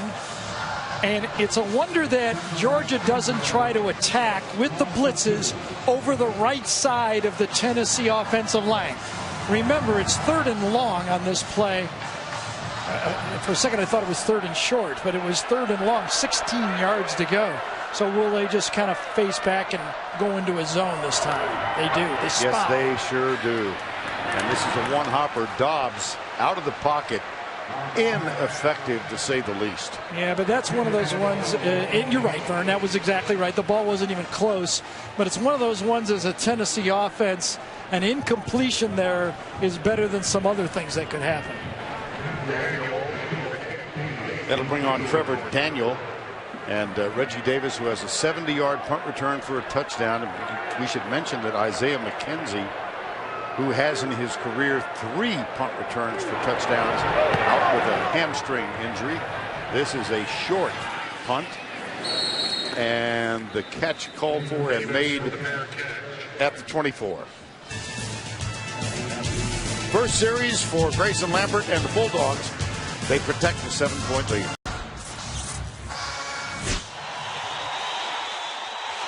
And there's a touchdown! Touchdown, my God, a touchdown! We threw it to Haynes. We just stepped on their face with a hobnail boot and broke their nose. We just crushed their face. Well, that, of course, the late Larry Munson, among the most memorable calls in his illustrious career as the voice of Georgia. It's my personal favorite. Where did he come up with that? He said, I don't know. It just came out. I got a feeling, though, Tennessee fans feel about like I do every time Thanksgiving comes, seeing Lawrence Taylor run. Seeing that hobnail boot, I bet the Vol fans are going, all right, that's enough of that. I have seen that interception a couple of times, yeah. Scores every time, right? Yes, he does. Here's Michelle. And Gary, the halftime trends. Let's move on to something else. We've kind of documented the start for Nick Chubb in the game, the first play of the game. Joshua Dobbs, I think, was saved maybe from playing with 2 fourth down passes in this game. And 2 non-offensive touchdowns, 2 knots for Georgia in this game. Grayson Lambert needs another big play. Since that Malcolm Mitchell pass, there's been nothing but Sony Michel. And here is Michel again, chased, driven out of bounds. Nice pursuit by Tennessee. First down there was Jalen Reeves-Maybin, number 21. Well, a week ago, it was the Arkansas offense that just wore down this defense with really only 4 possessions in the second half. Tennessee could not get a stop. Today, they just look so energized out there, don't they? They look like coming from behind. I know they're not there yet. They just feel like they've got the weight of the world off them. They're down 7. Who is it, Malcolm Mitchell? Yes. Or is it a screen? Cam Sutton is up on Mitchell. It's going to be a timeout. Yeah. And they're valuable in the second half. The first half you can get by without them, and you can survive. This game is likely to be close, and you hate to burn them in the second half. 24-17. Peanut butter cups. And by Advocare. We're back in Knoxville, Neyland Stadium. Tennessee trails by 24-17. Georgia only 1 of 6 on third downs. Well, this is the first time that Tennessee has worn the gray helmets.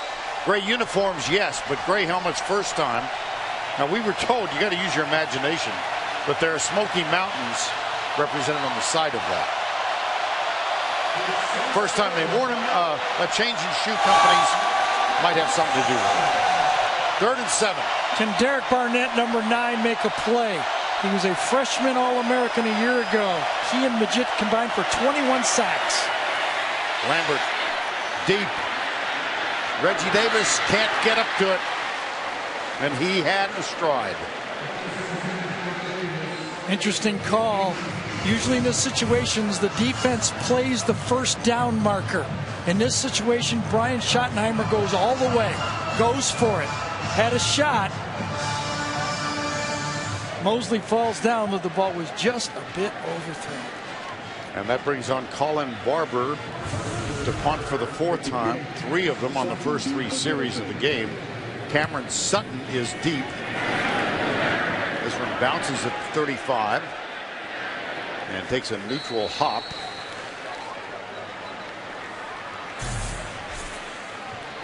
.40-yard punt, nothing on the return, and the Volunteers get it back for the 2nd time in the second half with Allie LaForce.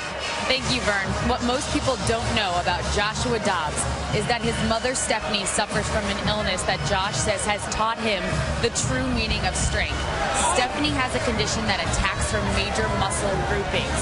It's forced her to live most of her life in a wheelchair, but that does not stop her from being Josh's biggest fan. Her and her husband, Robert, have never missed a single football game that Josh has played in. The two are extremely close and competitive. She's always waiting for him at the end of the ball walk, and Josh has never seen his mother's illness as a weakness. She helps him keep life and football in perspective. Well, she is a remarkable woman. He's a remarkable young man. I think you know, many of you who certainly follow volunteer football. He was an aerospace engineering student.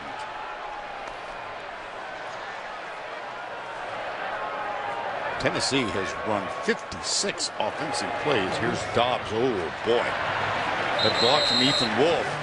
Absolutely. Important. Absolutely. It looked like it was going to be intercepted. If he wouldn't have chipped that ball away, that block away, I think the Georgia player might have run underneath that and got a piece of it. Beautiful job. I think it was Mauger who had an opportunity to pick that off. Second down, 9.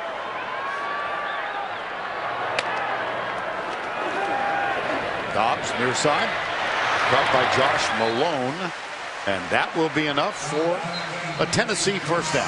Well, there's been basically no running game to speak of. Georgia's done a good job on Hurd. Dobbs has had a few, so it's been the passing game. The ball has gone into the hands of Joshua Dobbs here at the end of the first half and now the beginning of the second half. Well, I gave them a first down. They're going to have to measure. The only problem is a week ago against Arkansas, they kind of abandoned the run, and Hurd only had 4 rush attempts for 1 yard in the second half. That's right. Wound up with 90 yards for the game. Here is the stretch. The O-lines still work occasionally. There you go. Still nothing deep. When are they going to fake one of those screens and try to get the big ball against Georgia? Remember, Alabama kept teeing them up, and finally went deep. Will Tennessee come up with a play like that? You know, Mike DeBoard has watched all the tape.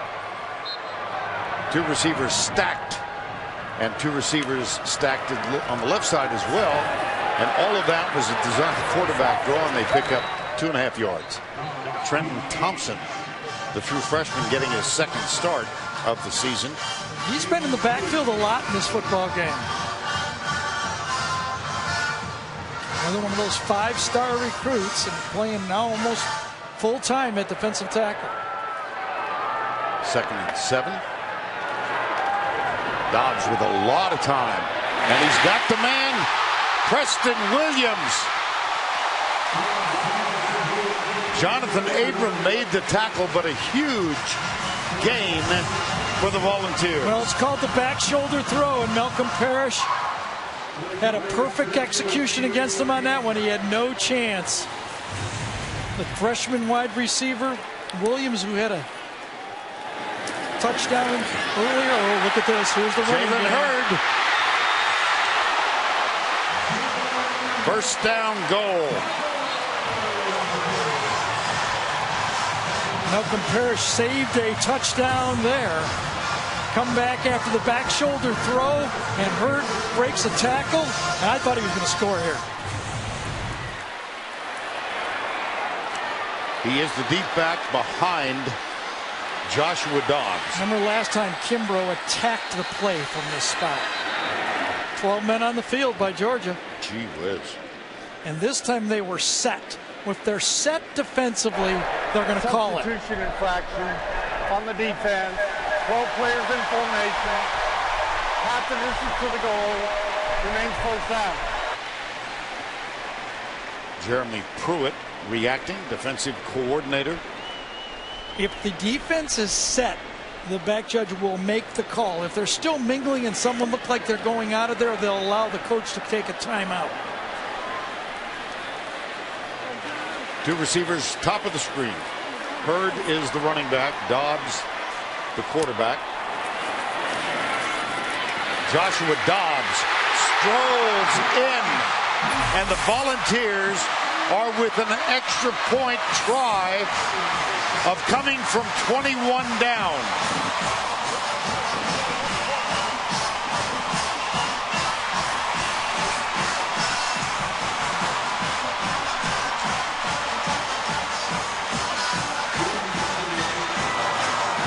Well, Bellany and Gaines had an attempt, but he outran them both in for the touchdown. Aaron Medley for the extra point.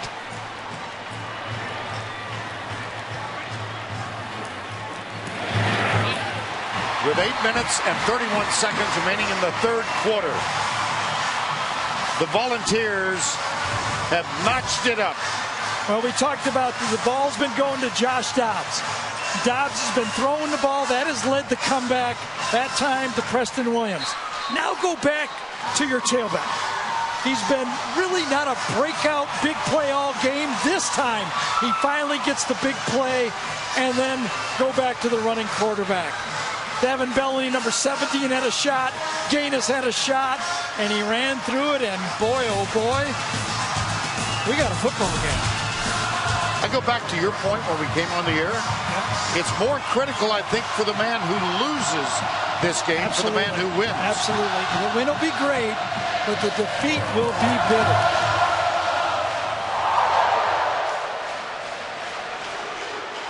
Here is the kick. Reggie Davis. Ouch.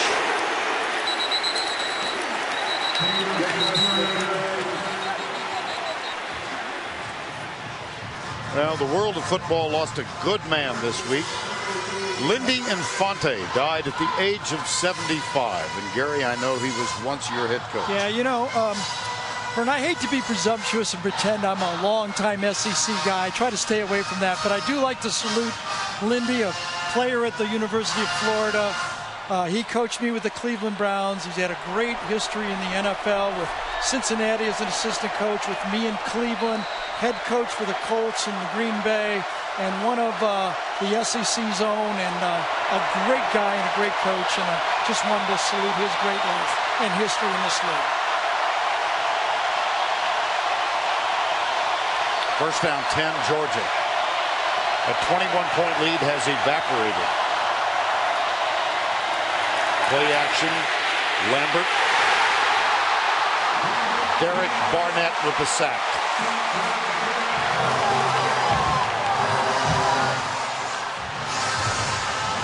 Well, right now, the Tennessee defense, they've done a good job all game. Remember, they've only given up one touchdown, and Barnett finally makes the play.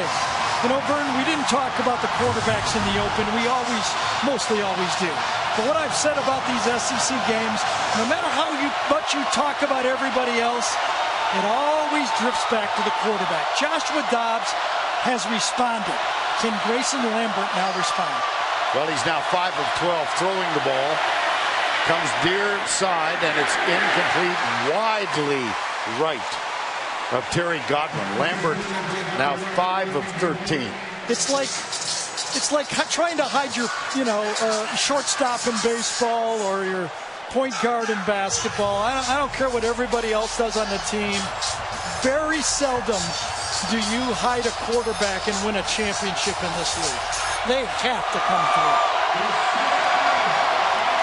3rd and 16. Lambert transferred from Virginia. He started 9 games there a year ago. Beat out Bryce Ramsey for the starting spot here. Got him! Malcolm Mitchell. That might be enough to move the chain. Let's see where they spot it. I thought he bounced across it. They might have to look at this. This is a big spot. And I thought a generous spot. Let's see what happens here. He goes. He reaches. Ooh. Oh, it's right about there. Yeah, it is. It's right about there. I thought his left knee might have been down, but I'm not so sure. It did, but the ball in the knee, I don't think it's enough to overturn. I'll tell you that. The spot is going to stand. You know, who knows where the ball was exactly. It's very short. Whoa. Butch Jones went for it, but that was on the 50-yard line.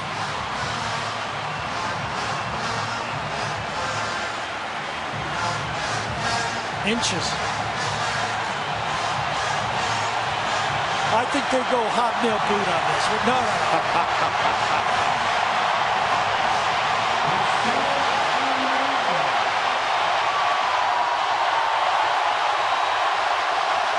Georgia has not attempted a first down on fourth down yet until now. Got it. That quiets this crowd of 102,455. I didn't even see a slight hesitation that time by Mark Richt. I think he could feel that his team needed to go for this. He ran it to the right side behind Houston and Pike. Pike is considered by the NFL graders their best prospect. They usually know what they're doing. Yeah, they do pretty well with that lead. First down 10, tie game.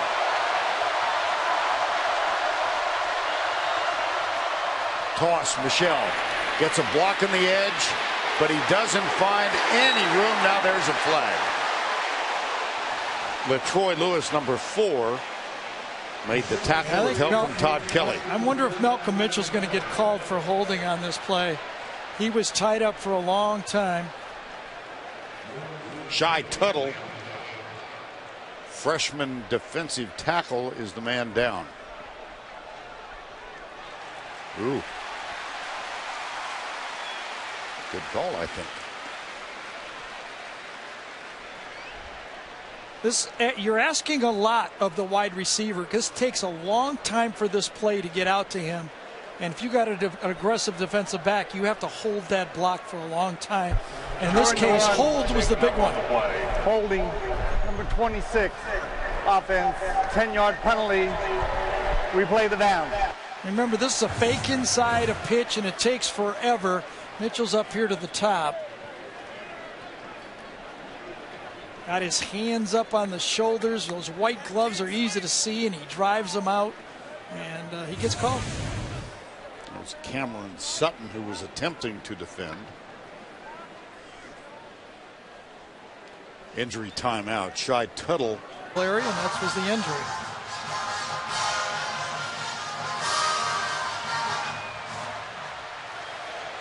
And after the penalty was marked off, now first down 20, tie game, 6:24 to go, third quarter. Nick Chubb, Georgia running back, injured on the first offensive play. And this is Keith Marshall, ankle tackle. Brian Randolph, let's go back to New York for this Heisman Watch presented by Nissan.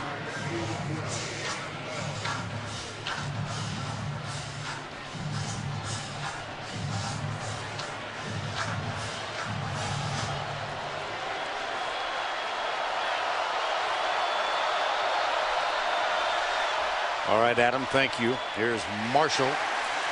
Not much. Brian Randolph with the tackle again.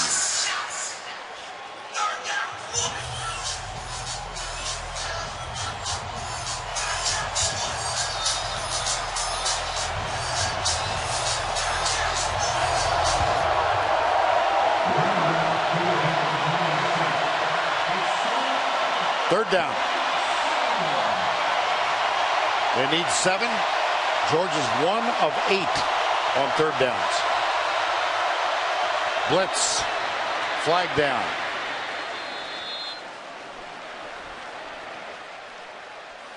False start. 75. Offense. 5-yard penalty remains third down. Well, Colton Houston, number 75, is the right tackle, and he's got the toughest assignment.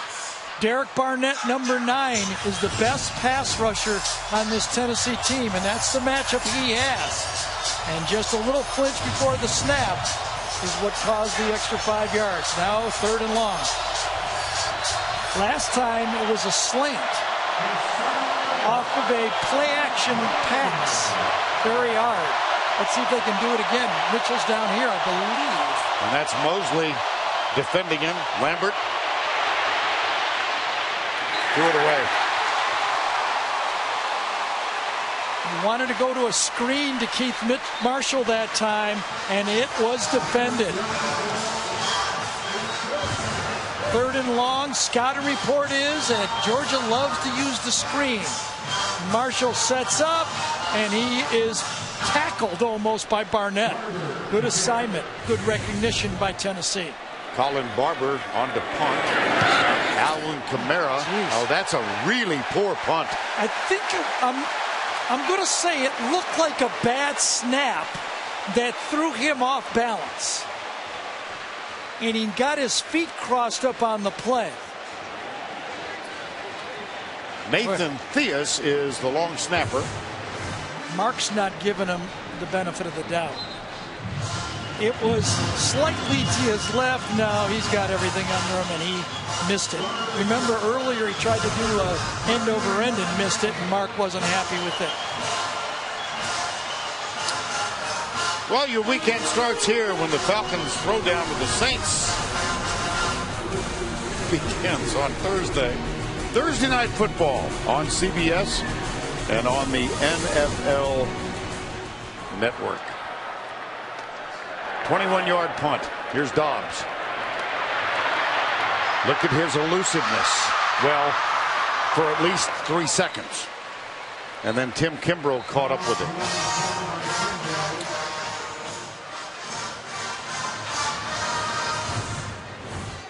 Let's again remember that this is a rebuilt offensive line.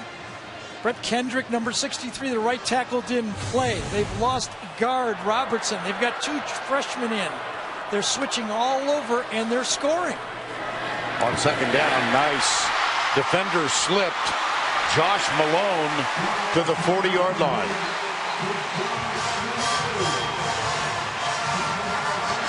I mean, you got a true freshman going up against Leonard Floyd, one of the best football players in college football, and he is holding his own. That's a gain of 16 and a first down in a tie game with 3:39 to go, third quarter. Hurd almost broke the tackle. Positive, though. Positive. You bet.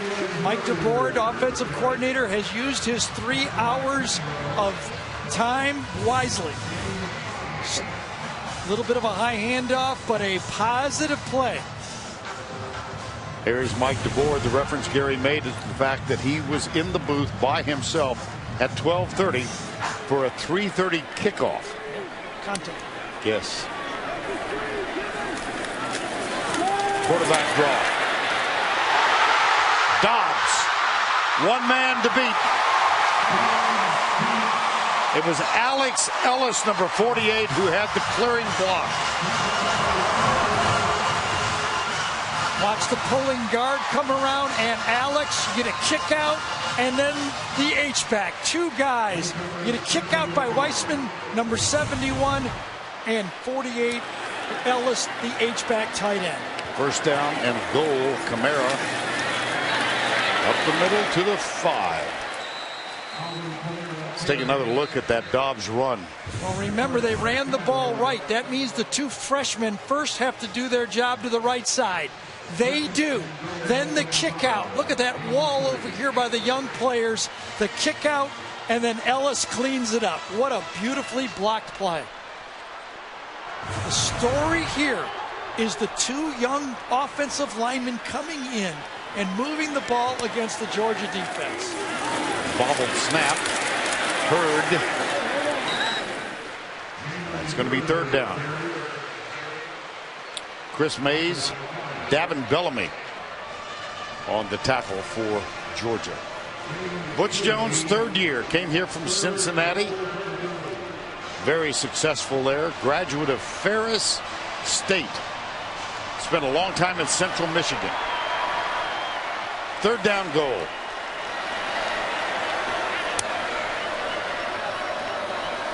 Same play.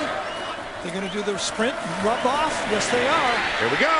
Touchdown! Alvin Kamara. Same play to the left that they ran to the right in the first half. That's Nick Chubb. Same play we saw before. These two guys will kind of bounce out. Kamara will come across and get the rub.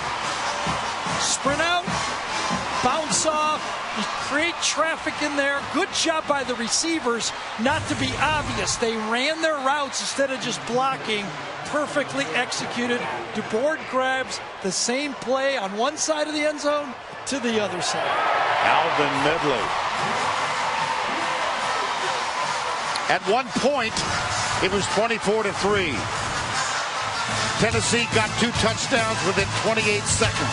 Now they have their first lead of the day. Volunteers, 1:26 to go, third quarter.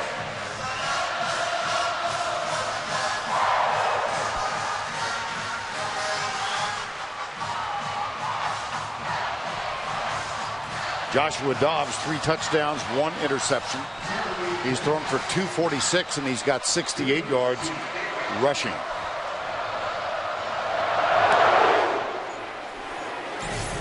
Short, taken at the 11. Davis out to the 27. Well, let's go back to Adam Zucker in our studio for this Heisman Watch presented by Nissan.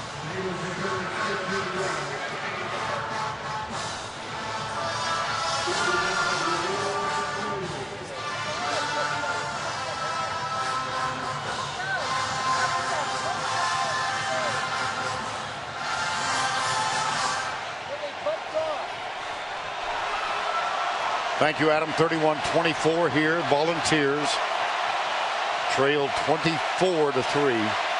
And look at the disparity in offensive plays run. My gosh. Sony Michel. Boom.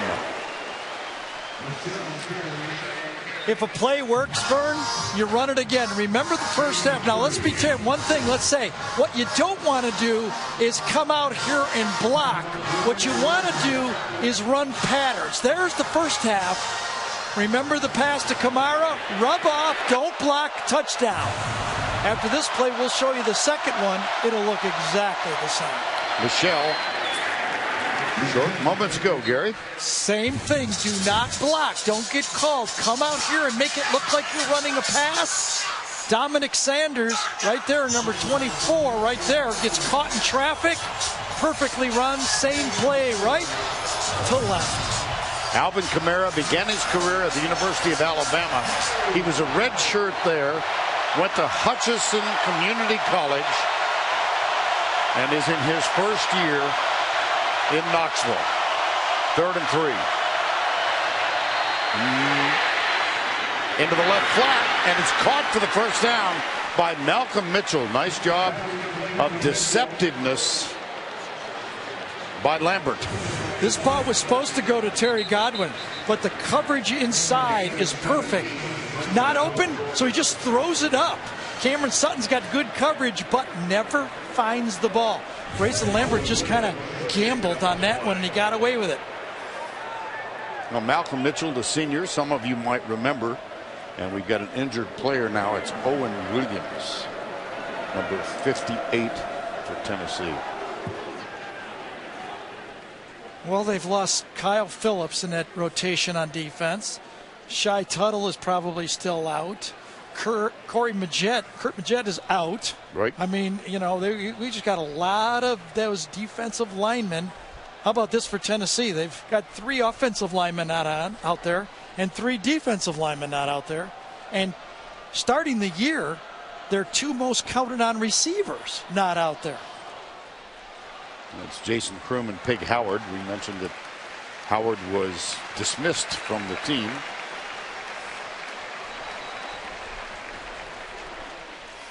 Well, Williams will walk off Tuesday on CBS. One pill makes him a crime-solving mastermind.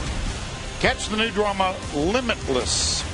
A new episode this Tuesday at 10, 9 Central, only CBS. Danny O'Brien is on the field now, number 95. He was suspended for that ubiquitous violation of team rules after the first game of the year. He's back in good graces, and they're going to need him That is the end of 3. And appropriately, as the sun comes out, Tennessee continues to celebrate with the lead. We'll return to Knoxville right after this message and a word from your local station.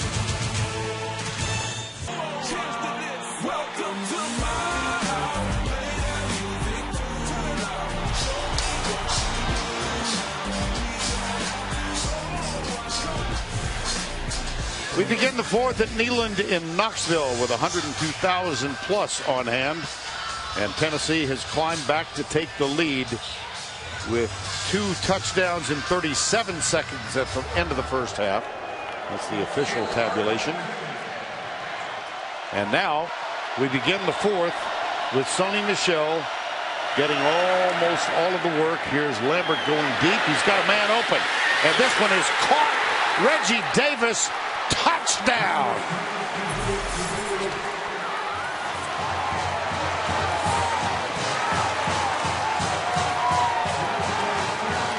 Well, we talked about it. The quarterback has to answer. And he did. Dobbs did. And now Davis to the outside. You can see it's one-on-one coverage. He's got him one-on-one. Lambert knows when he drops back that he's got Davis one-on-one, and he just runs right by him. Boy, Manuel Mosley, he squatted. That was almost embarrassing. Once again, we are tied.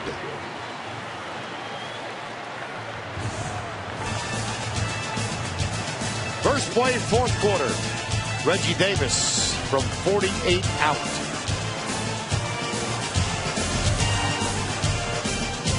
Back on the bench with that left knee heavily wrapped. And then look what happened after that. Leonard Floyd with a fumble return of 96 yards. Malcolm Mitchell from Lambert. Reggie Davis bobbled the punt return, picked it up. That looked like a block in the back. It was ruled a block from the side, and Davis returns it to give Georgia a 24-3 lead. Then Tennessee late in the first half. First it's Josh Smith. And then it's Alvin Kamara. 24 all after Dobbs scored on a 1-yard rush. Here's Dobbs finding Kamara for a touchdown to give the Volunteers a lead. But just moments ago, from 48 yards out, Lambert to Davis, and we are tied. Look at the first 3 quarters of the first 5 games. They led by 87 points total. And in the fourth quarter, well documented, they've lost a 14-point lead and a 13-point lead in the fourth quarter. And on the first play of the fourth, all of a sudden, a touchdown is yielded. And I don't know. You're the analyst. You explain all this. Well, here's what I think about Georgia. They found someone else besides Malcolm Mitchell. Reggie has come through, right, and with a punt return, replacing McKenzie, and now the big pass. Nothing is easy for either team. The quarterbacks eventually had to take over the football game. As much as we try to avoid them, you can't avoid them. Dobbs has come through, and I thought that last call, again, by Brian Schottenheimer, going deep. He knew he had one-on-one, perfectly executed by Grayson Lambert, and I tell you, Tennessee shouldn't go ahead. They should go ahead with like 8 seconds to go. That's right. Flag. False start, number 1, offense, 5-yard penalty, remains first down. That's Jalen Hurd, the running back. And I think back, too, Gary, to what we asked Butch Jones if he sensed that there might be some trouble ahead. He said yes, in spring football, when they had 12 to 16 guys who missed it, and it affected their depth. And he said, our depth is exposed in the fourth quarter. So we'll see what happens here. But you got to finish those games. They had games, and at the end of those games, I don't think it was anybody being tired. I thought it was players having anxiety to finish games. It's a tight football team that wants to win at the end of games and don't know how to finish. They're going to have another opportunity today. Loss of 5. Jalen Hurd caught from behind by Davin Bellamy.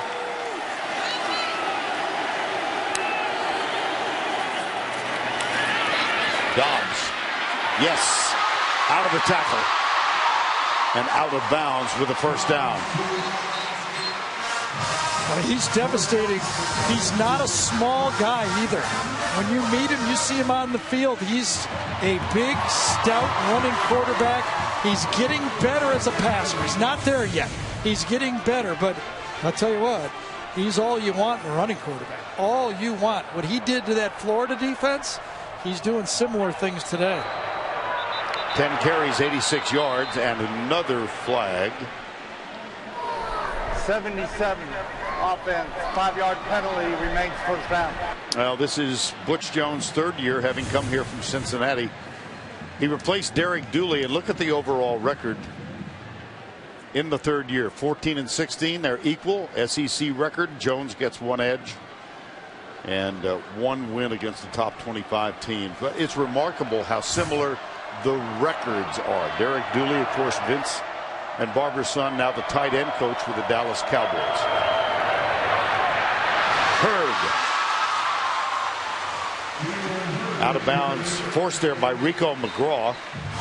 Gain of 11. Well, this rushing attack by both teams is stayed with. I think that's one thing you can say for both of the offensive coordinators. They both do not just get away from the running game. And there's the one-on-one from the true freshman with Floyd. Good job again. I think it's the story of the game. Two freshmen in this game holding their own.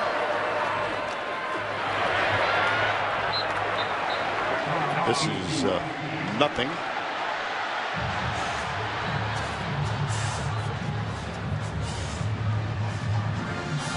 Dobbs trying to get his men aligned. Third down and 3. 31 all. Opening moments, fourth quarter. Here's Dobbs. He's got a man. That's going to be good enough to move the chain. Alex Ellis. Well, there's no doubt that the hurry up hurt the Georgia team on this play. They were not ready, they were not prepared, and they ended up giving a first down. They were not lined up. 3 down. They'll bring 5. Dobbs. Oh, he's tough. Yes, he is. You know, the question I had coming in for the beginning of the year for Tennessee, I mean, Josh Dobbs and Tennessee was supposed to be the breakout team this year. Right. He was supposed to be Dak Prescott this year.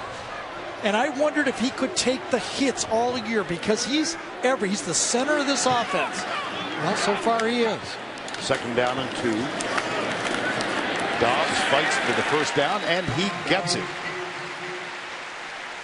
Well, at the beginning of the day, the SEC East standings had Florida leading. They face Missouri on the road tonight. Georgia, 1 loss. Kentucky 1. Missouri 1. And there's Tennessee with those 3 double-digit games they've lost, double-digit leads that have evaporated against them. Here's Dobbs into the flat. Watch out. Oh, brother. Rico McGraw on Jalen Hurd. Rico McGraw is another first-year freshman. Played high school a year ago. Was nicked this for a while. Did not play a week ago. Talking to Jeremy Pruitt, he said, I'm going to get him back in the football game. He's too good. He's healthy enough. He practiced well. He's from Nashville. Second down, 13. Dobbs. Yes. McGraw. Josh Malone and McGraw with the tackle. Georgia sitting back, reading the quarterback. They're in a zone. Ball is thrown, and it's exactly what you want to do. Make a 2, just wrap them up as a tackle and make it 3rd and long. Are we going to be 4-down territory here? It's worked so far. Sure has. 3rd and 9. Ellis goes in motion left. Dobbs with a lot of time. It's tipped. And it is incomplete. I think it was Bellany that got the tip. Davin Bellany, number 17, is 6'5", another one of those tall guys. You got Floyd. Let's see if it was him. No, it was not. It was Deloach, number 89. Well, they're going to bring the punting unit on. It's Trevor Daniel. This will be the ultimate pooch punt. Georgia has their defense out there. They're not going to let them fake it.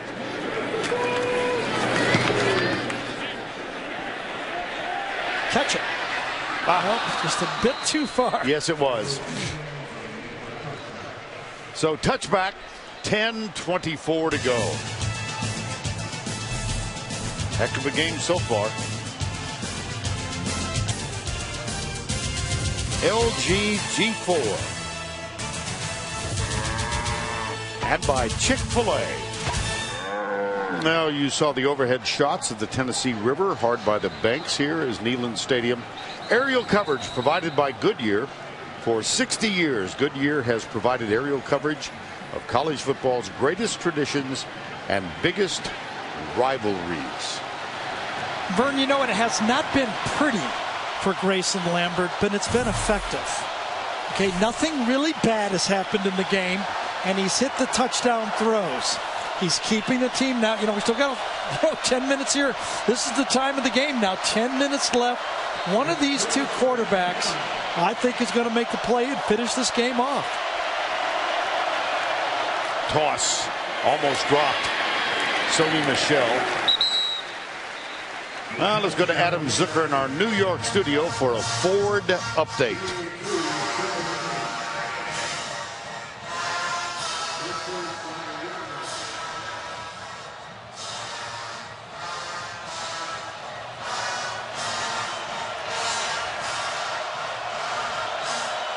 All right, Adam. I'm smiling because I'm thinking of the big salary for Jim Harbaugh. He's earned it so far. Yeah. I'm thinking of a big smiling Bo Schembech there watching Michigan play football. Yeah, just the way he taught it.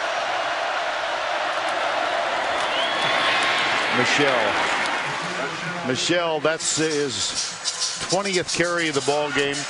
Again, a reminder, if you joined us late, that Nick Chubb, knee injury, first play from offense, taken to the locker room.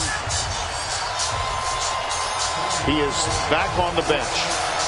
Well, Georgia's only 2 for 10 on third down. This is their 11th of the game.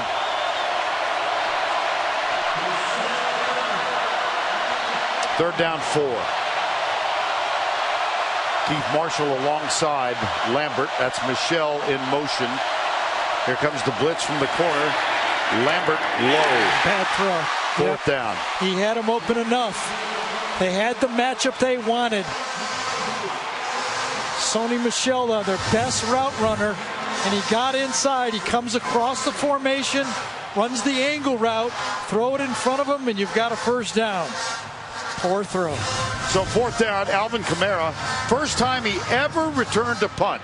Junior high, high school, college. He returned it 50 yards for a touchdown. He's not going to have a chance to return this one. There is the roll. Well, that worked, didn't it? Yes. Some of those have looked ugly, and they were ugly. That looked ugly, and it wasn't. It's perfect.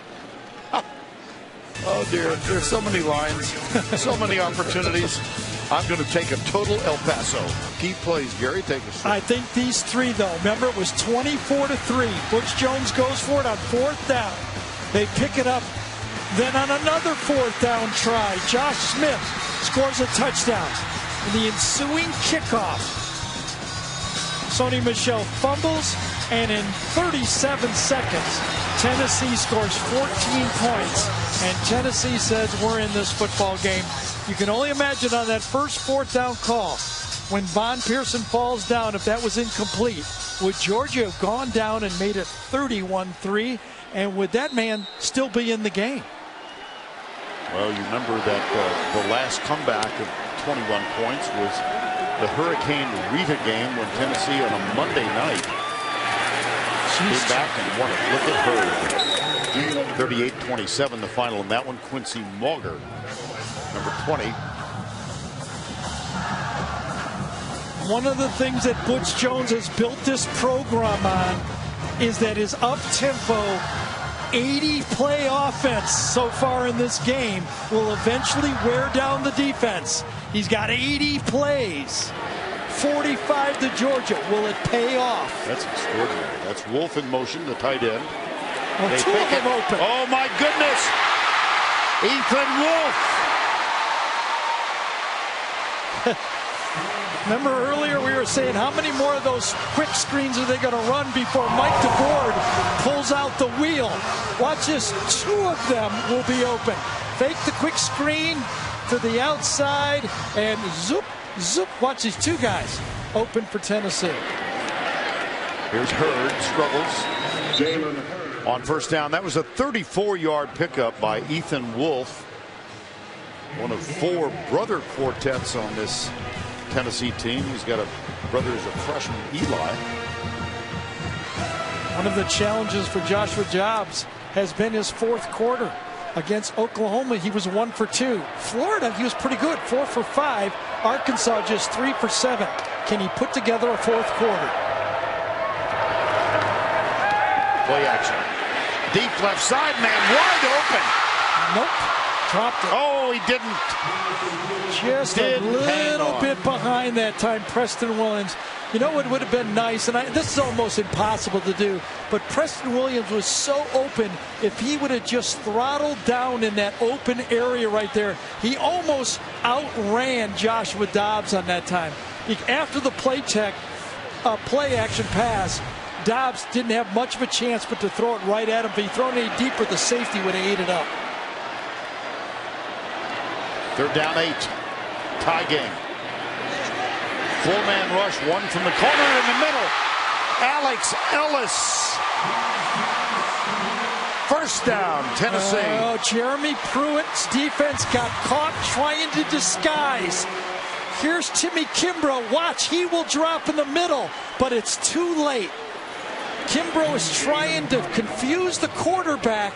The snap confuses Kimbrough, and the middle of the field again is exposed. A little too cute for that Georgia defense. Hurd.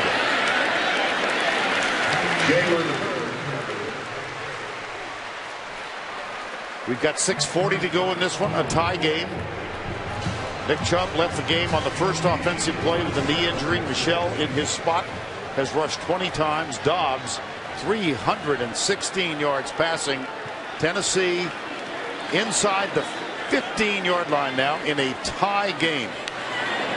They trailed at one point 24-3. Up the middle, Dobbs. First down, goal, Tennessee.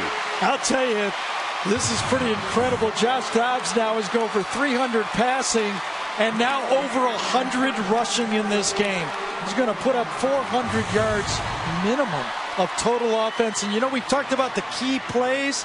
The key players, obviously Dobbs, but the 2 freshman offensive linemen, Jones and Hall. What a story. Up the middle, Dobbs driving, touchdown, Tennessee.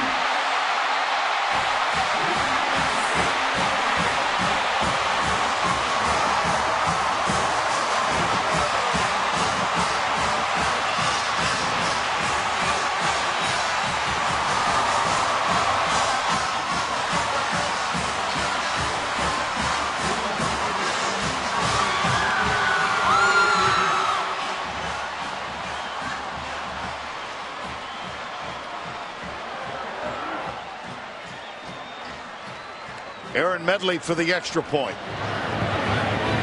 Ooh. Well, it's plays and it's players.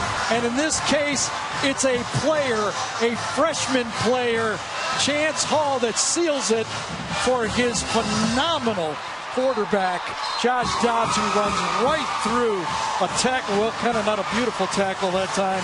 Aaron Davis in the secondary. But that is an incredible game that Josh Dobbs is putting through, because he is actually, it was Abrams, number 25, that he ran through. But Dobbs is showing that fire in the belly that Butch Jones was hoping he'd see in this game. Hear the song in the background?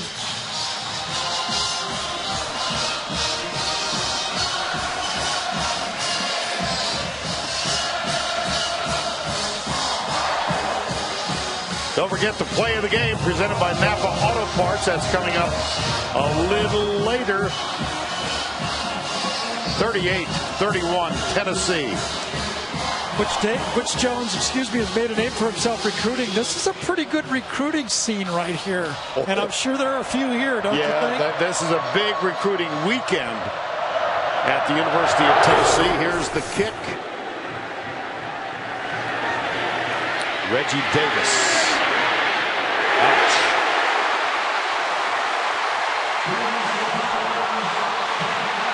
Cortez McDowell, number 20.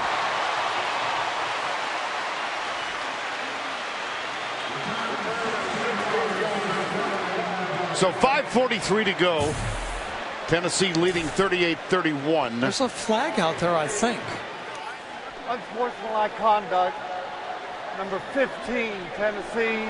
Number 41, Georgia. Those penalties offset. First down.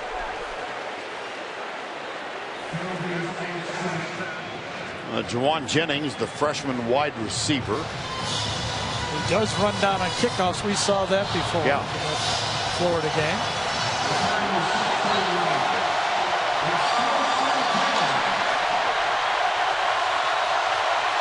Lambert, 8 of 18 for 179 in the game. Michelle has 21 carries on this one. And gang tackling by Tennessee. Well, against this season, we remember Will Greer stepping up in this situation, don't we? Baker Mayfield, like on this field, stepped up. Now it's time for Grayson Lambert to step up. I remember 2 years ago, Aaron Murray leading a 2-minute drill, throwing a touchdown pass with like 5 seconds to go to tie the game. Can Grayson Lambert do the same? Play action. Got it. That's Malcolm Mitchell. That's what you got to do. Ball's going to be thrown right in this little dead area there. Mitchell curls in. Wonderful throw. Lambert had pressure right in his face. He faced a lot of it against Alabama last week, and frankly didn't respond as well. Tonight it looks like he's got more of that intestinal fortitude to saying, I'm bringing this team down. Malcolm Mitchell with 5 catches in the game now. Here's Michelle coming left, and again, good pursuit by Khalil McKenzie, number 1, was in on the tackle. LaTroy Lewis, number 4. Well, Butch Jones said that we're having our competitive character being tested. Boy, that's an understatement. Down big in this game, as tough a football game against Georgia, everyone's competitive instincts are being tested. Play action again. Lambert comes near side for Malcolm Mitchell, and he cannot hold on. Had both hands around it and might have had the wind knocked out. No, it's his right arm. Todd Kelly defending. Yes, I think he could feel Todd Kelly coming across on the play, and Kelly actually pulls his left arm. Very good play by Kelly. Watch, right at the end of the play, him grab perfectly after he gets the ball and rips it loose. Wonderful play by Kelly. So Mitchell heads to the bench. It's 3rd down and 9 with 4 minutes to go.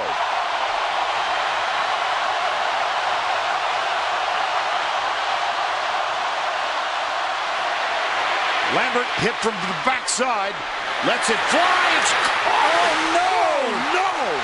oh my gosh! Reggie Davis.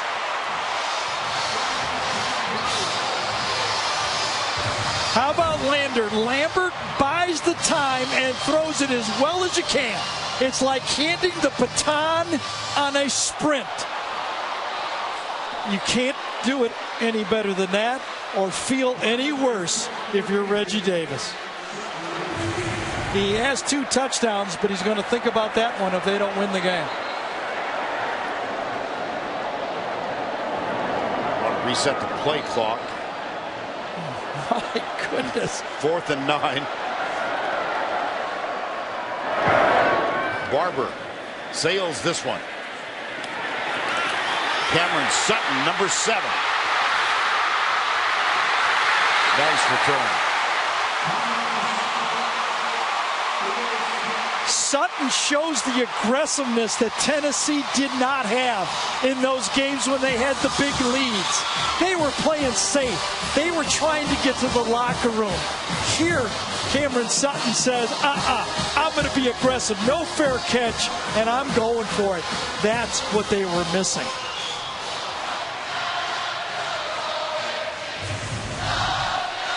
.340 to go.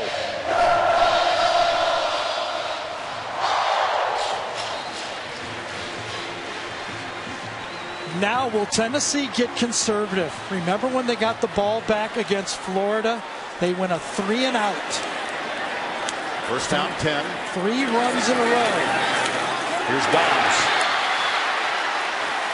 Stretches out to the 42-yard line. Well, the Dodge postgame show coming up, and this one is in the books. Clock is running with 3:22 to go. And it's 38-31 Tennessee. Remember that burn timeout early in the second half. We said they don't hurt as much in the first half. In the second half, they can change your entire strategy at the end of these games. 3 minutes to go. Second down 3. Dobbs keeps it. Can't quite get to the first down mark here. Tim Kimbrough, first man there. Interesting call here for Tennessee. Hurd has been a load at tailback, but Dobbs has been the money man. Well, Hurd has carried it 21 times, 80 yards. Joshua Dobbs, 17 for 118. This is Hurd. And for the change, they are in command of the rushing attack in this game. Remember, they've lost 5 straight.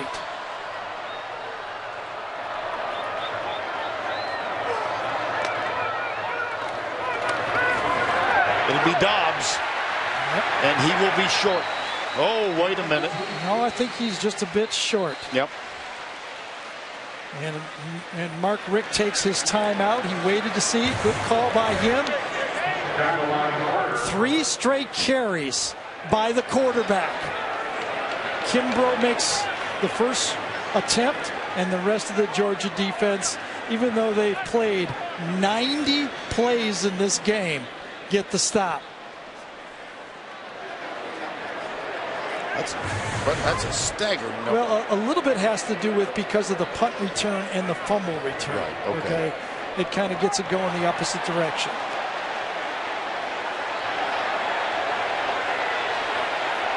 Fourth down. 1:58 remaining. Remember, just if they were going to do it, if Tennessee went for it and made the first down, the game would be over. Exactly. But apparently they will not. Not so sure. I think they will at least try to draw Georgia offsides. What's the difference if you punt from the 43 or the 37? I think that adds up right. 38. I think you're right. 4th and 1. Now Georgia does use one of the timeouts. Well, Jeremy Pruitt has to tell his team not to jump offsides. Can't jump offsides. Gary, let's take a look at our AT&T great performances. Well, it was Joshua Dobbs that we talked about when we visited with the coaching staff. I said, Coach, does he have that fire in the belly, that Tebow stuff that you know? And he goes, that's the last step. Remember he pointed at us? Yep. That is the final piece for Dobbs to get over it. I think he showed it in this game.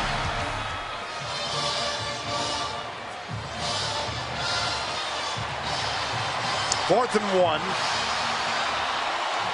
Dobbs is on the field. Remember, Georgia's being told, has to be told, do not jump off sides. Ooh.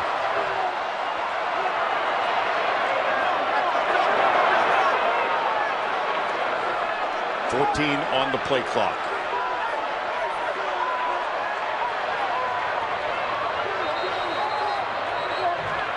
Five. Yep. Butch Jones takes the timeout to set the strategy again. 8 to go. Tennessee volunteer team 2-3 coming in. They lost at home to Tennessee. They lost on the road to Florida. They lost at home to Arkansas. There's this thing called a hump, and they are trying to get over it. Trevor Daniel on the punt now, and Reggie Davis, who has a punt return of 70 yards in this game, is back. He will let it. Oh my goodness! Half-yard line! Wow! The Tennessee fan is going, everything that's gone wrong so far seems to be turning our way right now. A sure drop touchdown pass by Reggie Davis, and then they punt, and look at this, like it had eyes.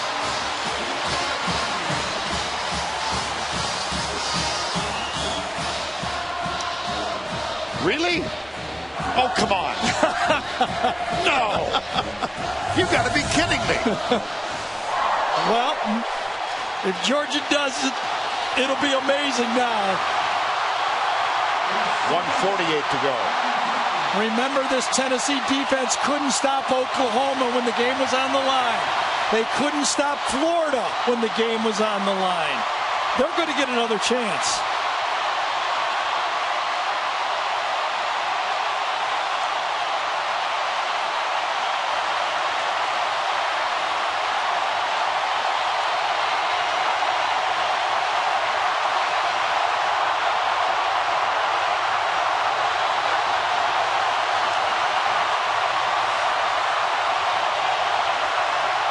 Lambert from the end zone.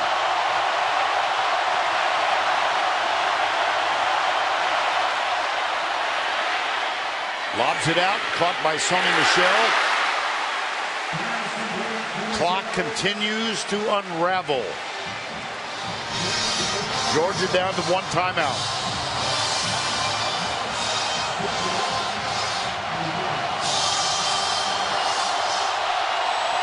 Malcolm Mitchell, bottom of the screen.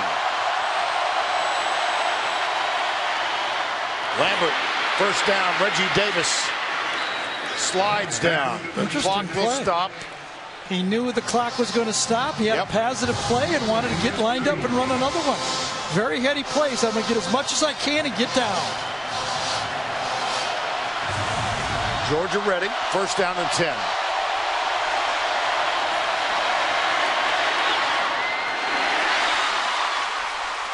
Incomplete. I think Terry Godwin slipped and fell that time coming out of his break. Second and 10. Remember I watched the tape against Oklahoma, Vern, and the defense for Tennessee and John Jancic rushed 4 every play, and it didn't work. But against Florida, they rushed 3 every play and spied. What will they do tonight?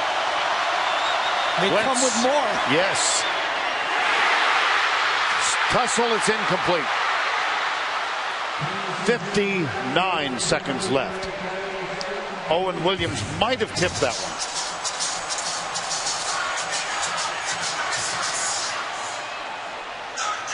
You just feel everything from Tennessee in this game since they got behind has been more aggressive. They haven't been playing safe at all. Everything has been aggressive.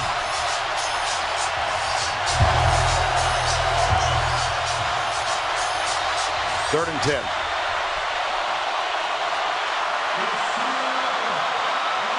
No spy anymore. They're coming, aren't they? They're going to bring off at least 4. Yes, they do. That's what they do.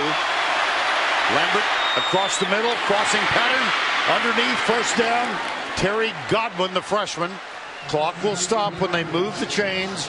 Beautifully designed play. Godwin spins out to the right, curls back into the middle of the field. Gain of 19. Now the clock starts again. Blitz. Jay Rome tries to get near the first down marker. Can't. Good job by Mark Richt that time, taking a timeout. There's more value with being able to spike the ball with offense. The timeouts have to be used if you don't get a first down on a pass. Another look at the end of the play. Ball comes out the side. Jay Rome spins a couple times. Brian Randolph holds on as much as he can, but it's just short and a wise timeout. Tonight on CBS, we'll begin with Code Black, followed by Criminal Minds, and a new edition of 48 Hours. That's the lineup tonight, only CBS. Interesting thing here, now that the ball's out to the 50-yard line, we do know that barring a turnover, they're going to get a Big Ben throw to the end zone. They're going to throw a Hail Mary. One thing I think Mark Richt has to think about, with Tennessee having run 90 plays against his defense, might he go for 2 if he scores? Joshua Dobbs is hot. They've got a running quarterback. If they score, would he just try to get out of here with a 2-point play? Second down and 1, 34 seconds to go.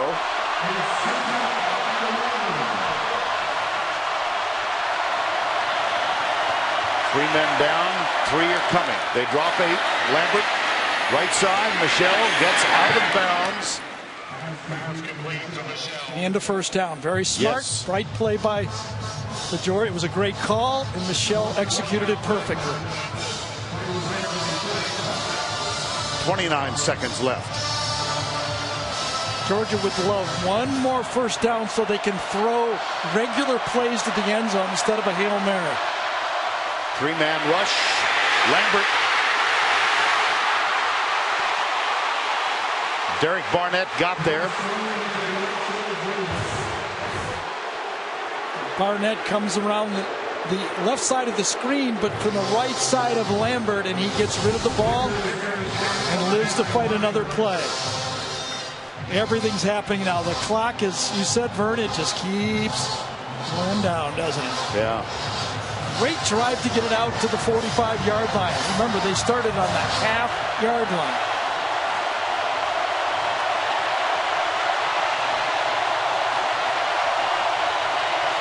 Mitchell in the slot on this second down play. Lambert steps up, lets it go for the end zone.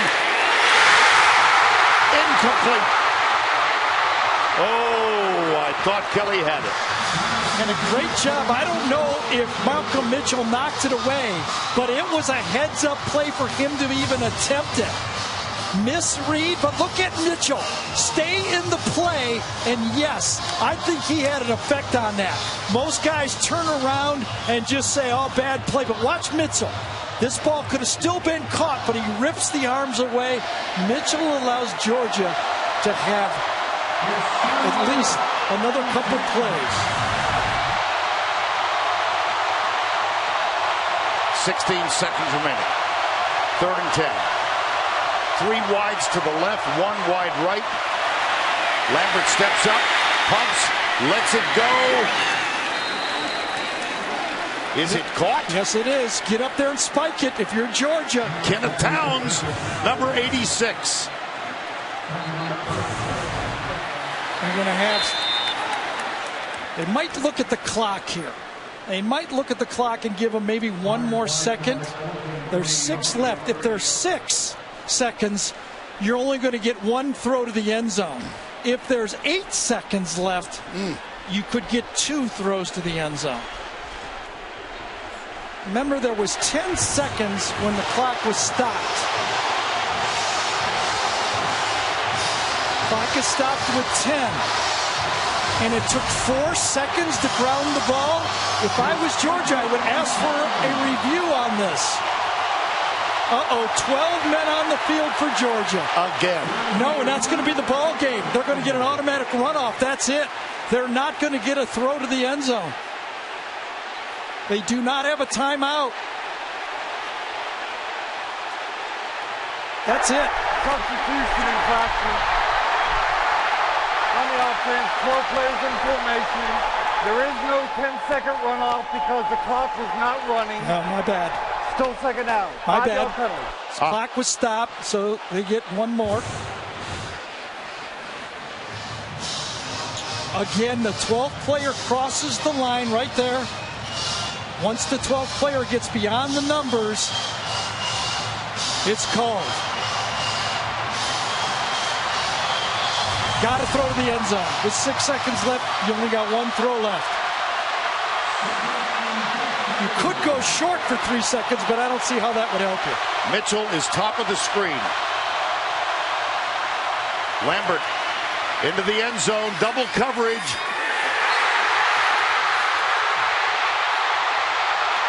Brian Randolph, the defender. Game over. How about the hump? Did they get over it tonight?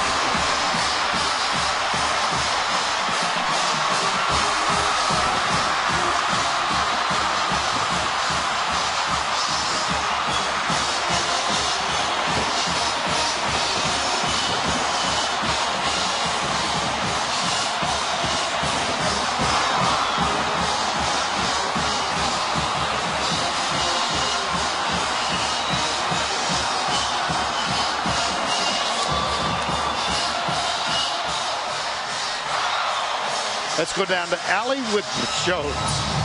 Coach, Tennessee has been waiting a long time for a big win like this to make Tennessee relevant again. Is this win what the program needed?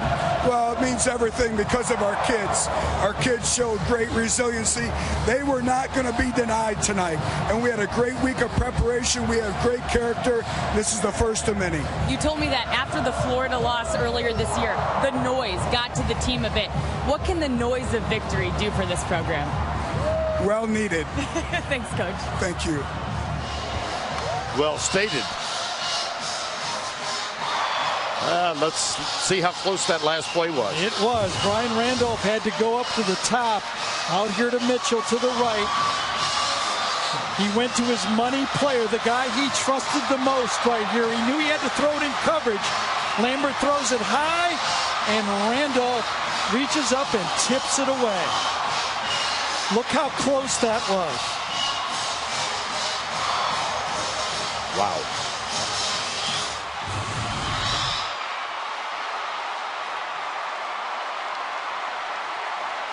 Josh Dobbs.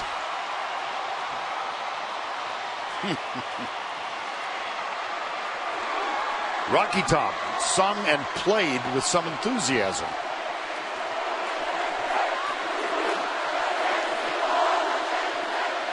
They were down 24-3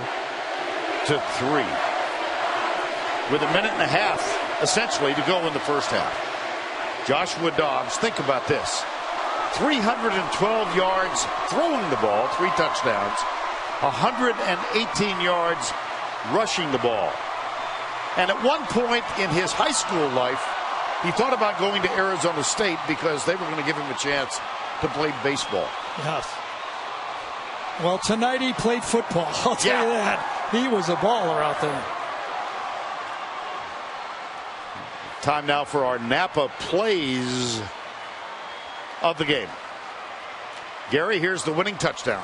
It is. It was just taking it right up the middle behind the freshman offensive lineman, and Dobbs, as Butch Jones says, refused to lose. And then at the end of the game, the Reggie Davis drop. Well, inevitably in a moment like this, I would think of the late Jim McKay. The thrill of victory and the agony of defeat. Allie's made her way over to talk with Josh Dobbs. Josh, congratulations on the win. You're up here celebrating with your biggest fans. What could that feeling possibly be like? There's nothing like it. Love you, man. Love you too, Coach. Love you too, Coach. There's nothing like it. Great win, great team win. Played complimentary football all day. Defense had our back, special teams had our back. So it's great to now celebrate with our fans who came out to support us. Have a blast. Congrats on the win. Thank you very much.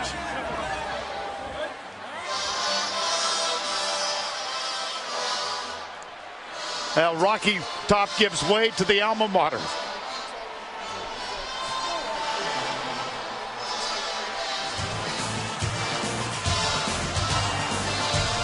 That's Josh Dobbs' mother. What a scene. For Gary Danielson and Allie the Force, I'm Bert Lundquist saying so long from Knoxville.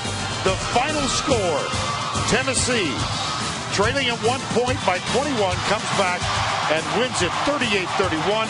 The Dodge postgame show is up next after these messages and a word from your local station.